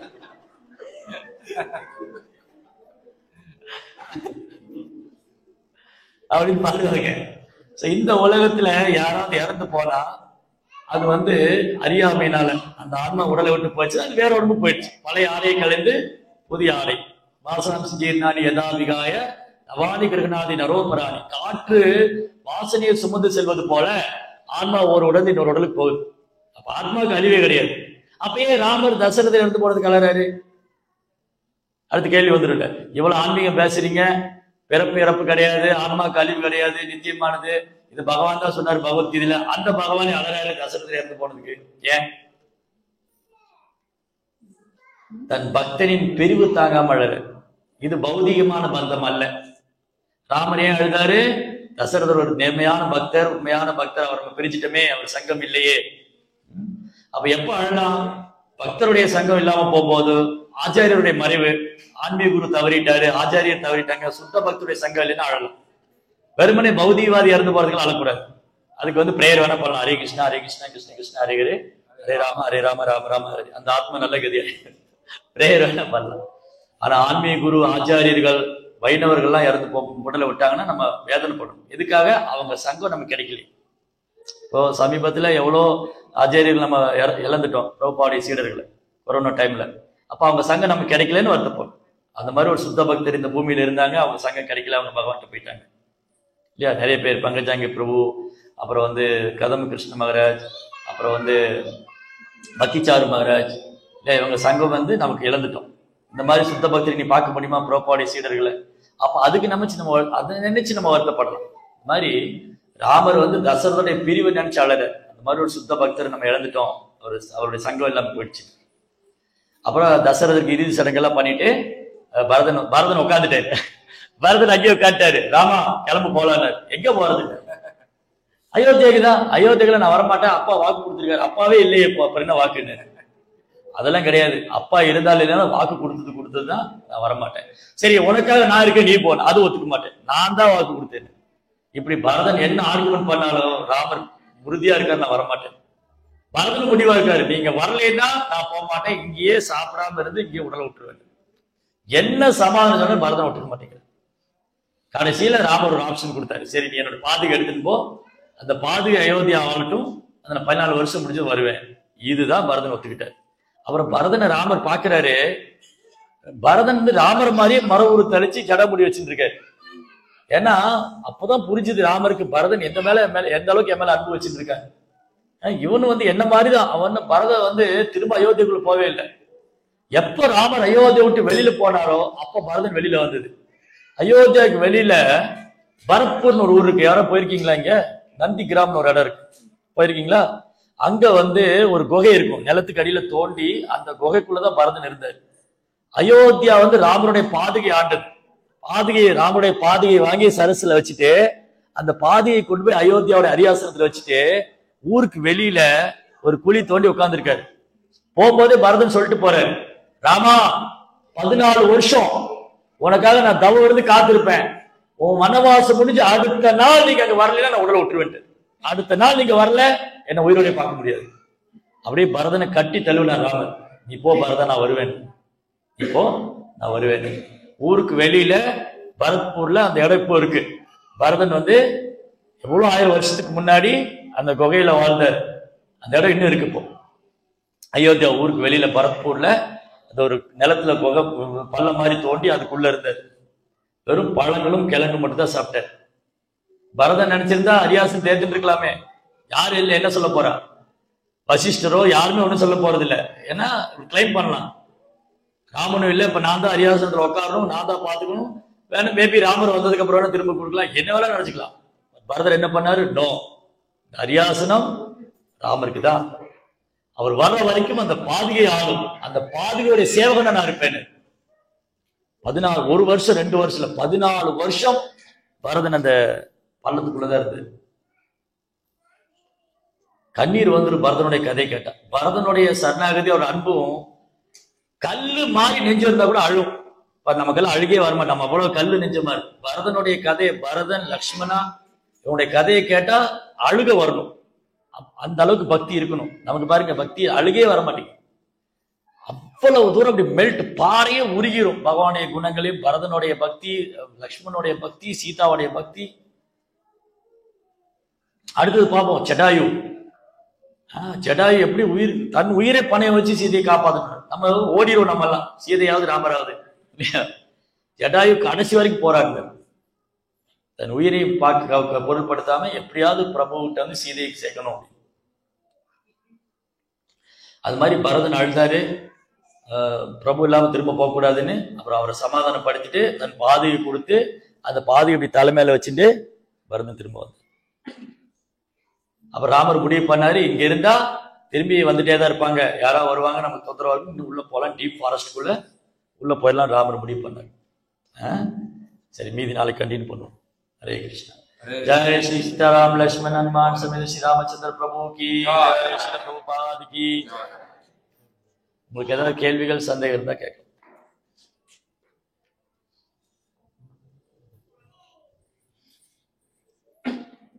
இதுல யார் பக்தி உயர்ந்ததுன்னு சொல்லுங்க. லக்ஷ்மணனுடைய பக்தி உயர்ந்ததா, பரதனுடைய பக்தி உயர்ந்ததா, சீதாவுடைய பக்தி உயர்ந்ததா? எதுவுமே சொல்ல முடியாது, வாய்ப்பே இல்லை, கம்பேர் பண்ணவே முடியாது. யாரோட ஒருத்தர் நீங்க எல்லாம் அவங்க ஸ்டேஜ்ல வந்து அப்படி மிஞ்சி நிப்பாங்க. பரதனுடைய பக்தியை பார்க்கும் போது அந்த பக்கம் லட்சுமணன் நிக்கிறாரு, ராமருக்காக தூங்காம இரவு பகல தூங்காம கூட நின்று சேவை பண்றாரு. இந்த பக்கம் சீதாதேவி எல்லாரும் விட்டுட்டு அவங்க கூட வந்து நிக்கிறாங்க. அந்த பக்கம் ஊர்மிளா தியாகம் பண்ணிருக்காங்க. சோ இப்படிதான் ராமாயணம். பிரபுவோடைய சேவைக்காக எப்பேற்பட்ட அசௌகரியத்தையும் ஏத்துக்க தயாரா இருந்தாங்க. நம்ம எல்லாம் கம்ஃபர்ட் ஜோன்ல பக்தி பண்ணிட்டு இருக்கோம். ஏதோ 16 மாலை ஓட்டி விட்டு அப்படியே பிரசாதம் சாப்பிட்டு அரிபோல் இல்லையா, கம்ஃபர்ட் ஜோன். நம்மளை தூக்கி போடணும் அந்த ஜோன்ல, அப்ப தெரியும் நம்முடைய பக்தியோட ஸ்டாண்டர்ட் என்ன இல்லையா. யோசிச்சு பாருங்க, நம்மளை தூக்கி பாண்டவர்கள் மாதிரியோ சீதை மாதிரியோ தூக்கி போட்டா, சீதாதேவி ராட்சஸுக்கு மத்தியில இருந்தாங்க. அந்த ஒட்டுமொத்த ராட்சசன் மத்தியில சீதை மட்டும்தான் பக்தி. அப்புறம் திரிஜடா கொஞ்சம் ஃபேவரபிளா இருந்தாங்க. பிரகலாதருக்கு யாருமே ஃபேவரபிள் கிடையாது. பாண்டவருக்கு எல்லாம் அகேன்ஸ்ட். அந்த மாதிரி நம்மளை போட்டோம்னு வச்சுக்கோங்க, ராமராவது கிருஷ்ணரா கோவிந்தரா ஓடி தெரிச்சிருவோம். இவ்வளவுதான் நம்ம ஸ்டாண்டர்டு. நம்ம எல்லாம் கம்ஃபர்ட் ஜோன்ல பக்தி பண்ணி பண்ணி பழகிட்டோம், சொகுசா பக்தி பண்ணோம். பட் நமக்கு பரீட்சை வரும்போதுதான் தெரியும் நம்முடைய உண்மையான ஸ்டாண்டர்ட் என்ன, நம்ம எந்த அளவுக்கு சரணாகதி பண்ணியிருக்கோம். ஸோ பகவான் தன் பக்தனை எப்படி வேணாலும் பரீட்சை பண்ணலாம். பாண்டவர்களுக்கு பரீட்சை பண்ணும்போது நம்மளுக்கு பண்ண நம்ம தாங்க மாட்டோம் இல்லையா? ஸ்டில் நம்ம வந்து ப்ரேயர் பண்ணிக்கணும். கிருஷ்ணா, எனக்கு வந்து எந்த சூழ்நிலையும் நான் வந்து இந்த ராம நவமிக்கு என்ன ப்ரேயர் பண்ணணும், இதுதான் ப்ரேயர். எந்த சூழ்நிலையும் நான் பக்தியை விட்டு விளையாடக்கூடாது. எனக்கு உறுதியான மனது வேணும், பிறலாத மனது வேணும். எப்போ உங்களை நினைச்சிட்டே இருக்கணும், உங்களுக்கு சேவை பண்ணிட்டே இருக்கணும். அந்த ஒரு திடபிரதா உறுதியான மனது கொடுங்க. என் மனசு வந்து கைகை மாதிரியோ தசரதன் மாதிரியோ இல்ல வந்து மந்திரை மாதிரி அறியக்கூடாது. என் மனது வந்து ஹனுமான் மாதிரி இருக்கணும், பரதன் மாதிரி இருக்கணும், லக்ஷ்மணன் மாதிரி இருக்கணும், சீதை மாதிரி இருக்கணும். அந்த பக்தி எனக்கு கொடுங்க அப்படின்னு ப்ரேயர் பண்ணும். ஹரே கிருஷ்ணா.